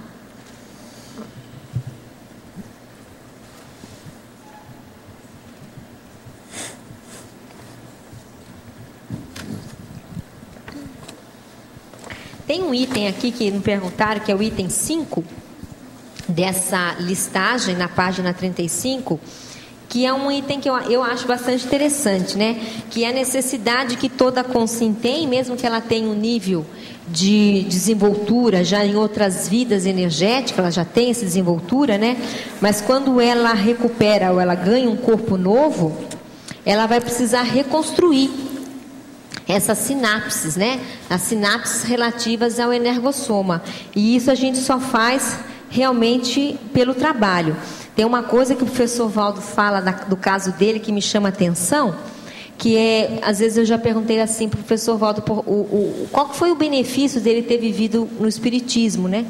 E ele disse, foi para eu me atualizar quanto aos fenômenos e aos parafenômenos, né? Depois do meu renascimento. Então veja, mesmo sendo uma consciex, né, antes de renascer, que foi Zéfiro, que tinha essa desenvoltura, era necessário refazer tudo isso aqui de novo por um certo período para recuperar a lucidez e se atualizar nesse corpo novo, não é isso, professor Valdo? O espiritismo me ajudou muito, entende? Foi uma primeira escola, igual a minha escola da minha mãe e do meu pai também me ajudou demais, a escola doméstica, cada um tem o seu. Agora, e depois a escola convencional titular também me ajudou. 18 anos eu trabalhei lá dentro. Agora chegou um ponto, hoje eu prefiro a minha escola do autodidatismo, que é essa que eu faço com pesquisa. Tudo isso me ajudou a criar esse temperamento dedicado à pesquisa com autodidatismo. É a autodidaxia. Eu acho que isso é o mais sério. Na evolução, é a autodidaxia. Todos os outros tipos de pedagogia ou propedêutica ou processo educacional que você entrou são apenas corolários, eles vêm ajudar, mas o essencial mesmo é a autodidaxia. Até porque a aprendizagem se dá aqui, né? Tá. Ela não é de fora, ela pode ter inputs externos, mas o processo de elaboração mental... Por isso que eu acho que aquele princípio lá da descrença é a base de tudo. A pessoa tem que ter a vivência pessoal, a experiência. Ela tem que fazer a investigação por si. Esse é que é o ideal. Conheça a Conscienciologia desde 1992. A professora Mabel foi das minhas primeiras professoras do IPC, ainda na época da Rua Augusta, em São Paulo. Ele mostra que eu estou velho. O nome dele é o Edson Vilela, de Greenville, South Carolina, United States. Desde essa época faço EV, faço TENEPS há 4 anos. No início não sentia mioclonias, a não ser muito esporadicamente. No entanto, já há algum tempo tenho muitos espasmos e mioclonias durante o trabalho com energia. Qual pode ser o motivo? O motivo é o desenvolvimento que você está tendo do ponto de vista energético. Então, provavelmente, você aprofundou o seu trabalho de energia e aquilo supitou, né? Supitou a mioclonia. 92 para 4 anos são 7, com 8 são 15 anos. O que ele fez nesses 15 anos? Pois é. Agora ele começou a TENEPS, provavelmente isso começou depois da TENEPS, ou seja, a TENEPS mexe com o processo do energossoma e aquilo que estava meio enrustido, meio acomodado, ele vem à tona, mas é do próprio processo de desenvolvimento bioenergético parapsíquico. O professor Valdo até estava falando da mioclonia hoje, que a questão é continuar trabalhando, que isso melhora. Se a pessoa insiste, ela supera, ela ultrapassa o problema. Professor, fui com minha filha para Irati, no Paraná, pois ela foi prestar vestibular. Observei que é uma cidade pequena e as pessoas eram receptivas demais. O quanto essa cidade prejudicaria minha filha em termos de interiorose para a sua evolução consciencial? Isso se ela passar no vestibular. Sai dessa, o que a gente fala? Hein? A gente tem que ver o temperamento da menina, né? É lógico. Tem que ver o temperamento dela. Se ela tiver temperamento para isso, vai ser pior. Não é tão ruim assim. Se ela for prestar vestibular na cidade pequena, porque deve ter alguma escola boa, alguma faculdade pelo menos, não é tanto assim. Agora, o que a gente pode lembrar para ela é o seguinte: não é o local que faz a evolução da consciência, é o discernimento da consciência que faz e supera e ultrapassa o local. De modo que, com o passar do tempo, ela pode superar isso. Eu vivi em cidade do interior até os 34 anos. Isso faz parte do serviço. E outra coisa, depois eu rodei para o mundo inteiro e escolhi Foz para a base do meu trabalho. É uma cidade do interior. Agora, aqui até o momento tem 256 mil habitantes, é uma cidade média. Agora, professor, por outro lado, provavelmente todos aqui conhecem algum interiorota que mora numa megalópole. Não, e outra coisa. Não é? Em 1995, quando eu vim para cá, eles me perguntaram: o que o senhor pretende fazer?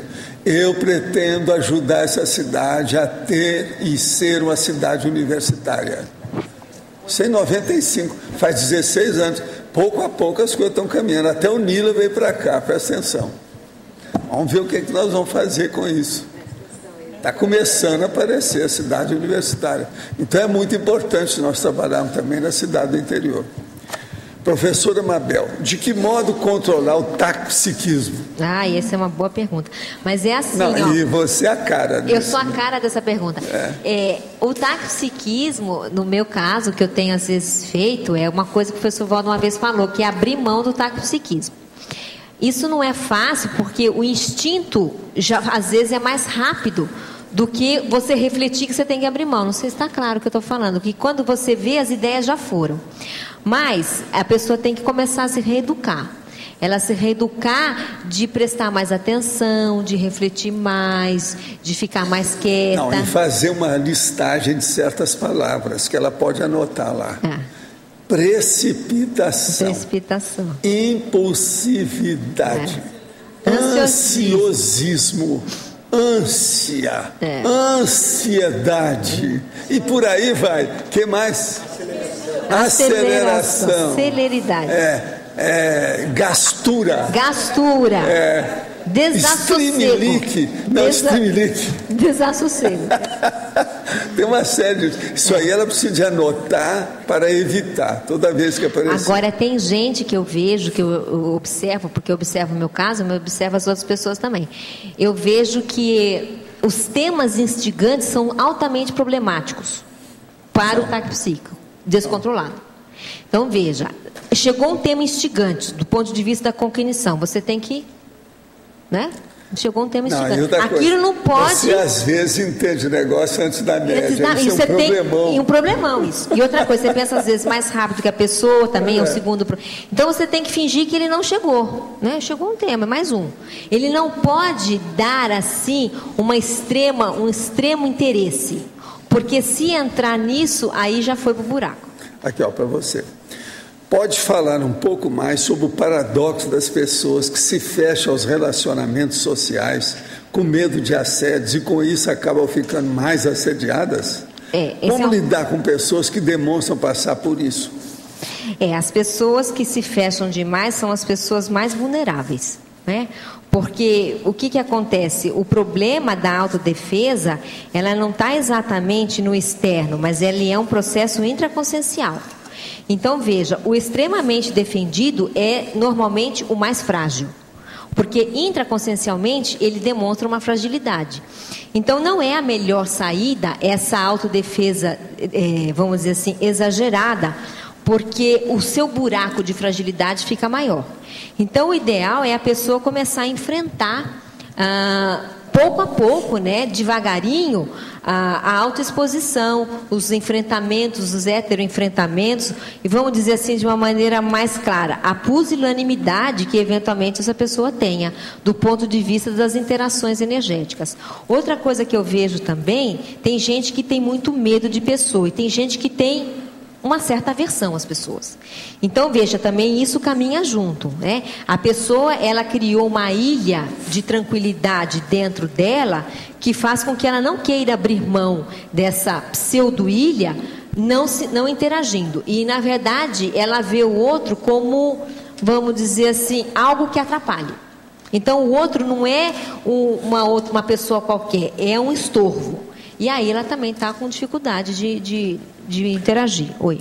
O que se fala que é técnica e parece fácil é um procedimento complexo. Exemplo, o EV. Como lidar com isso? I'm sorry, né? Mas você vai insistir. Não há um caminho cognitivo para você, assim, que eu possa te dar uma resposta rápida, teórica. Não dá. Infelizmente, eu também gostaria, mas não tem. A gente tem que trabalhar, porque ele é prático, né? Então, você tem que insistir. Outro. Quando faço EV, minha mente enche de vários pensamentos. Nunca consigo ficar pensando só no EV. Isso seria assédio? Teria algum exercício que possa fazer para melhorar isso? Pode ser assédio, pode ser incapacidade de concentração, pode ser dificuldade de atenção, pode ser dificuldade de visão de atenção. E tudo isso junto. Agora, uma coisa que ajuda é leitura. A leitura, assim, prolongada, né? Para quê? Porque, veja um teste que você pode fazer com você mesmo. Quando você lê um livro, na metade da página, você já pensou 5.000 coisas e não sabe o que você leu? Se isso acontece, você pode ter problema. É o devaneio. De devaneio, assim. Agora, uma coisa explícito. Boa seria a autorreflexão de 5 horas. Excelente essa técnica. Ficar 5 horas agora, pensando no assunto. No início a gente fala para a pessoa, se você ficar muito desesperada, pode me xingar, manda em cima de mim. Não xinga os outros, nem o cosmos. No início a pessoa tem uma vontade de xingar. Professor, vale a pena investir em um curso sobre arco voltaico, mesmo pensando que ainda não estou apto a aplicar a técnica, ou é melhor aguardar? Não, a gente só deve dar curso quando a gente domina a técnica. Inclusive já tem esse curso, curso no CAF, se você quer, entra nessa, já tem um curso por aqui. E tem dinâmica aqui também do arco voltaico, acho que é do Leonardo. Agora, para você, poderia comentar sobre a penúltima linha da parafatologia, página 33, o acesso à central extrafísica de energia? Em quais circunstâncias assistenciais usá-la de maneira cosmoética? Pode dar vários exemplos do uso dela no dia a dia e na TENEPS? Vários exemplos é ótimo. O acesso à central... engraçado. O acesso à central... Você domina, professor. Não, o que eu acho engraçado é que a pessoa quer nos mínimos... É que nem eu, quer nos mínimos detalhes, né? Então, há vários acessos. O acesso à central extrafísica, ela se dá depois de um certo domínio bioenergético que a pessoa tem, mas principalmente também com o envolvimento interassistencial em que ela se comprometeu. Então, esse acúmulo de assistencialidade abre as portas para essa central extrafísica. Claro que existe o domínio da bioenergia, mas existe o trabalho a ser feito.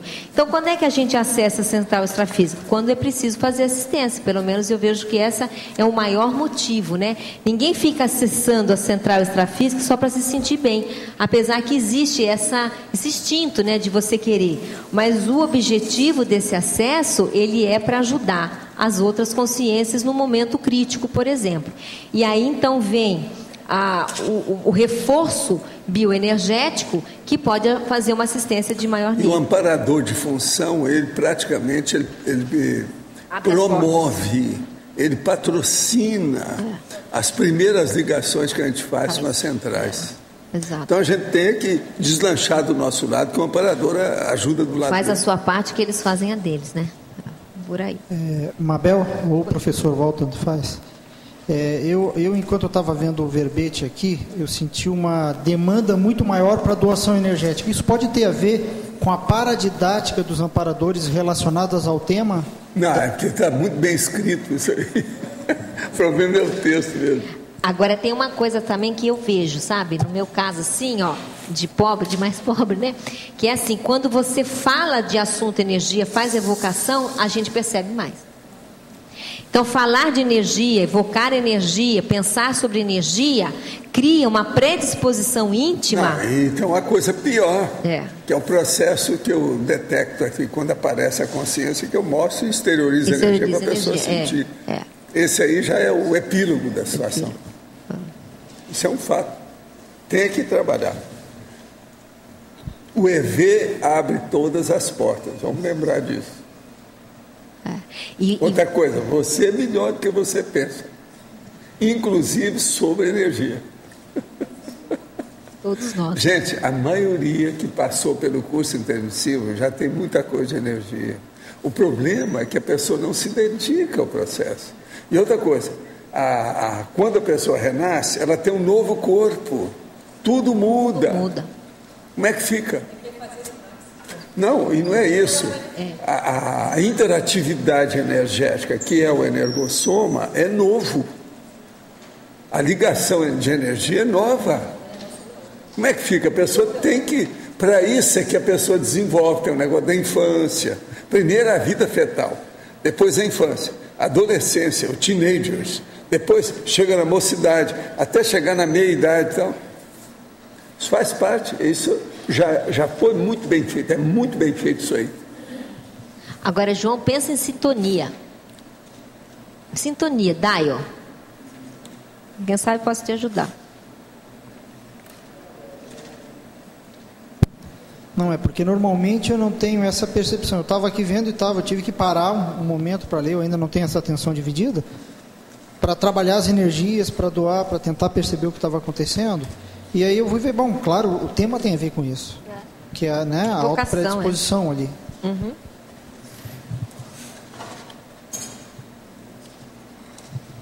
Isso é a técnica de indução da redação do texto.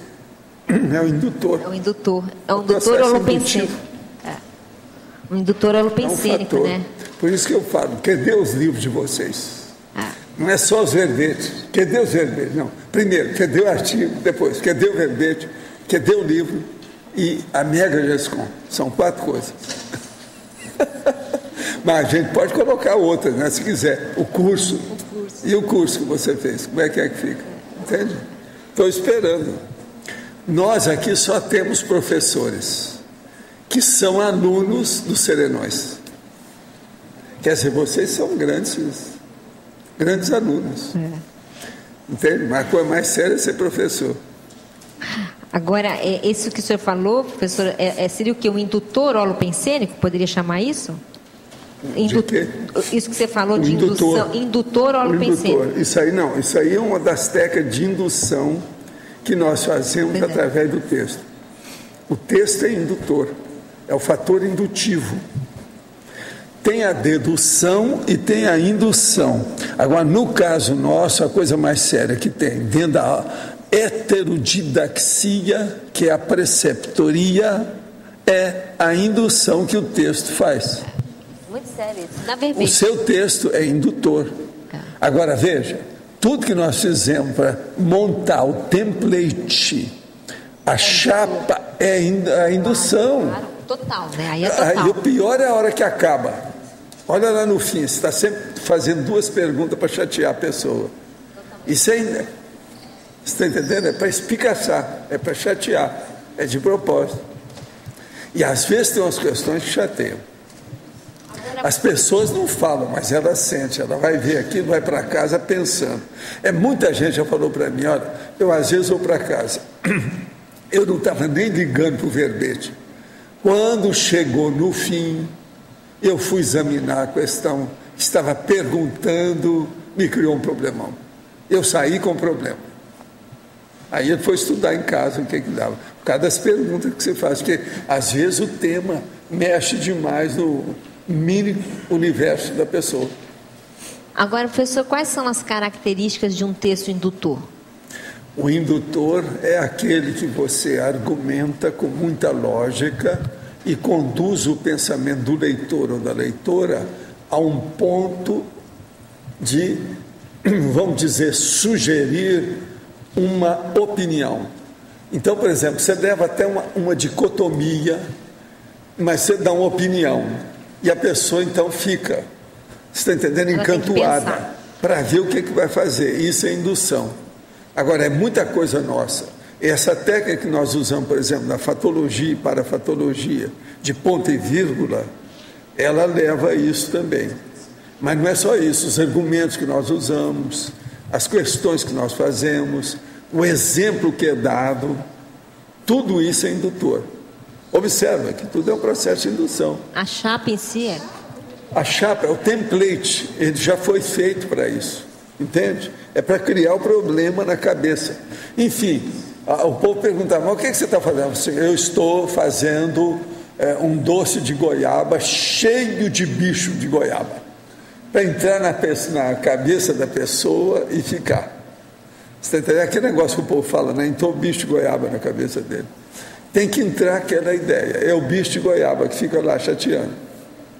Então, essa indução é muito séria. Agora veja, isso faz parte, acompanha aquilo que nós fazemos, porque nós não fazemos persuasão, nós informamos, mas a nossa informação você está entendendo? Espicaçante, ela chateia, ela faz pensar. Entende? Isso passa pela conformática. Agora, mesmo. O melhor da história não é isso. O melhor da história é que, com o passar do tempo, a pessoa entendendo o nosso vocabulário, a nomenclatura, a terminologia, a orismologia nossa, ela vai entender, então, o nível de todos esses textos mais sofisticados, principalmente de parapsiquismo. A hora que chega nisso, ela deslancha. Por isso é inevitável. A maioria de vocês aqui, vão caminhar muito com o processo do parapsiquismo devido ao processo da energia. Mas a coisa séria é o entendimento disso. Agora, a enciclopédia foi feita para isso. E essa questão agora de vocês participarem da enciclopédia, que eu sou apenas um mero organizador da história, isso é seríssimo. Porque engloba todo mundo pensando em conjunto. Então, as conversas de vocês hoje são diferentes. Uma coisa boa, uma pessoa estava me perguntando um dia desse, falou assim, Walter, como é que eu posso saber se eu mudei as coisas depois que eu vim para cá? Aí eu perguntei, quantos anos você está aqui? Faz 11 anos. Então, vamos prestar atenção. O que é que você pensa hoje? Por exemplo, durante essa semana, você falou sobre consciência quantas vezes? Antes de você vir para cá, você falava sobre consciência quantas vezes? Mas não, aí não dá para comparar. Então acabou. Se você está trabalhando com consciência, acabou, porque eu considero que a consciência é a realidade mais importante do cosmos.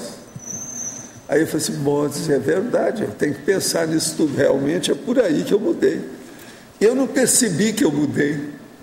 Ele tem razão, a maioria não percebe que mudou. Porque é tão aquilo, você está entendendo? A pessoa não sente.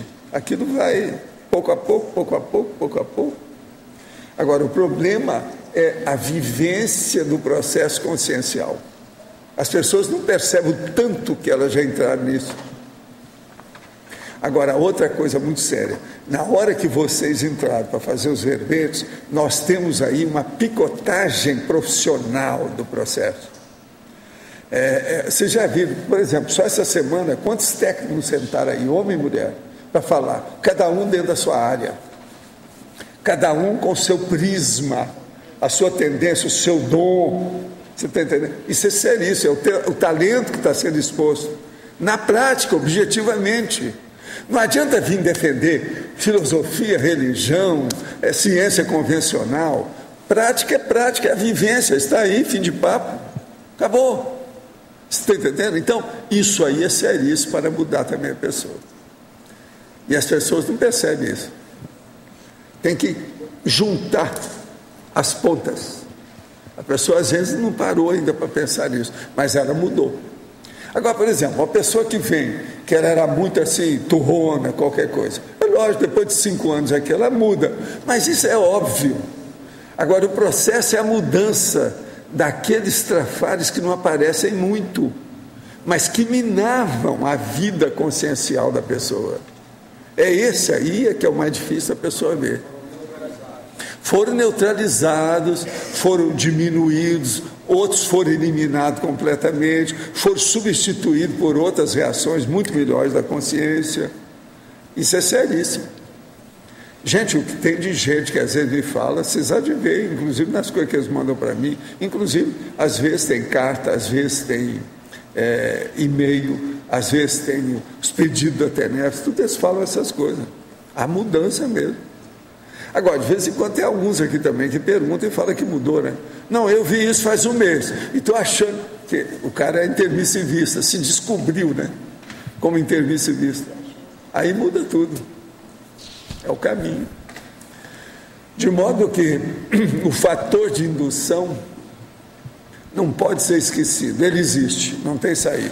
Agora, você conversou com a pessoa, você está fazendo indução. Então, a informação que você dá, a indução é inevitável, não tem jeito de você fugir disso.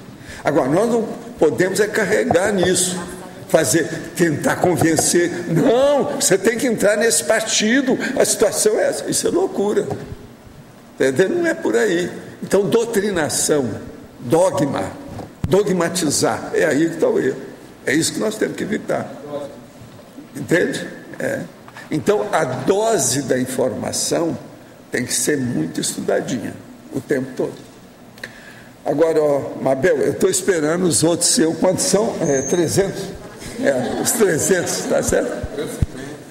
Os nossos comerciais, por favor. Obrigado. As pontuações de hoje: 82 assinaturas no livro de presença, 22 perguntas presenciais, 27 perguntas online, 46 votos presenciais e 6 votos online.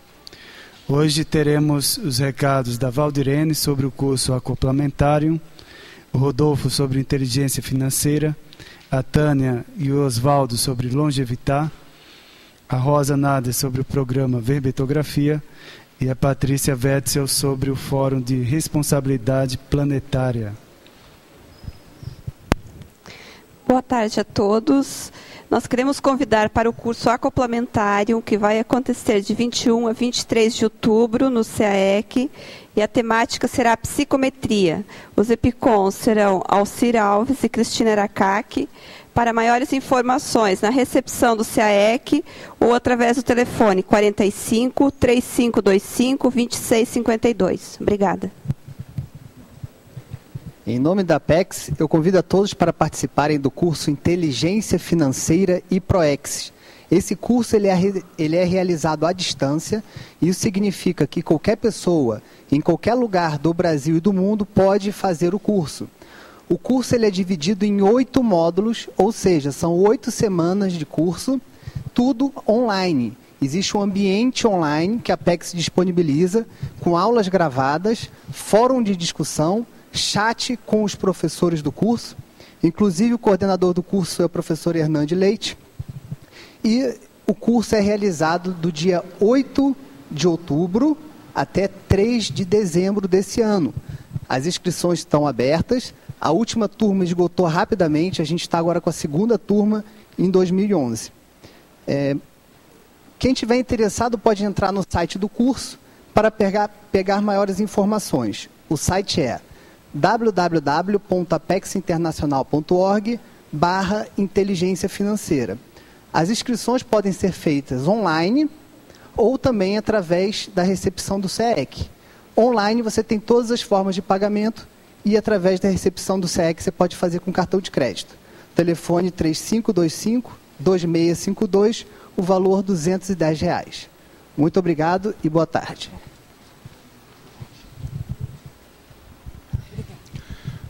Olá, boa tarde a todos. Nós gostaríamos de relembrar vocês que na próxima semana, no dia sábado, 1º de outubro, se comemora o Dia do Idoso.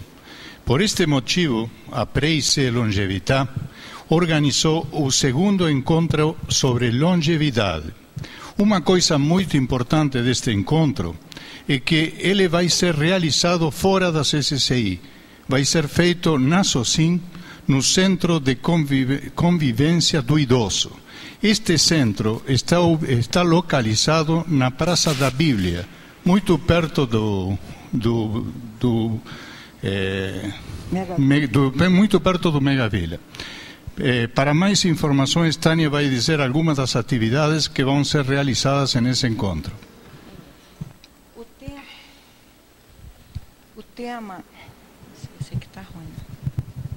O tema do segundo encontro da Longevidade é: envelhecer é inevitável, evoluir pesquisando é opcional.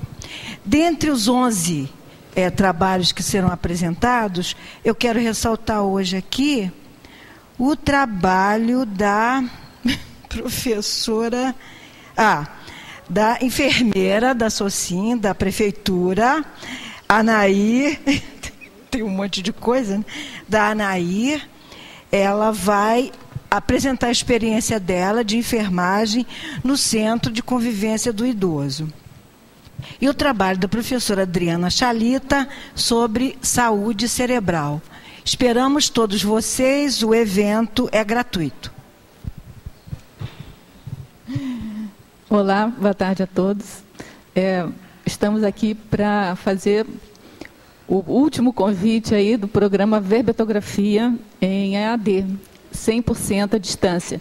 Ele vai ser iniciado amanhã.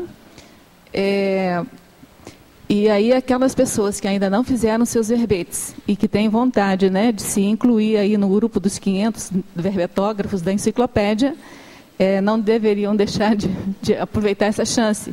Porque se a pessoa tem alguma dificuldade de horário, né, de conciliar horário com algum programa, esse programa vai ficar disponível no ambiente Moodle lá, e a pessoa pode fazer o próprio horário de estudo. Então, ele vai ter aulas gravadas, textos, né, de estudos para fazer. Nós temos também, toda quinta-feira, uma aula online, de 7h30 da noite até as 9h30 da noite, para tirar dúvidas, caso tenham ocorrido durante os estudos, né, que a pessoa fez durante a semana. E essa aula gravada de tira dúvidas também vai ficar disponível após o horário lá da aula. Então, se a pessoa tiver algum impedimento de assistir naquele horário, ela pode enviar as perguntas antecipadamente e depois da aula gravada, no horário apropriado, ela pode assistir e ver a resposta dada à pergunta dela. Então, assim, em relação ao horário, não tem nenhum impedimento. A inscrição pode ser feita pela recepção do CAEC. O telefone é 45, que é o código de área, e o número 3525-2652. Ou também pode entrar em contato pelo e-mail caec@caec.org. Então, a gente espera vocês. Obrigada. Pessoal, se vocês têm interesse em ajudar a construir um planeta mais saudável, em relação à água, as fontes de água, ar, alimentação, em relação à ecologia, nós convidamos vocês a participarem do primeiro Fórum de Responsabilidade Planetária. Ele vai acontecer do dia 28, 29 e 30 de outubro, aqui em Foz do Iguaçu. Grandes pesquisadores da área estarão presentes, colaborando, contribuindo, falando inclusive das energias da paz mundial. Por favor, participe, as inscrições na recepção do CAEC, e se você quiser saber o programa total, pode entrar no site www.responsabilidadeplanetaria.org.br. Aguardamos vocês. Obrigada. E para amanhã teremos o verbete Binômio TENEPS Autopesquisa, A especialidade Autoevoluciologia, a autora professora Marina Tomás. Obrigado pela presença de todos e até amanhã.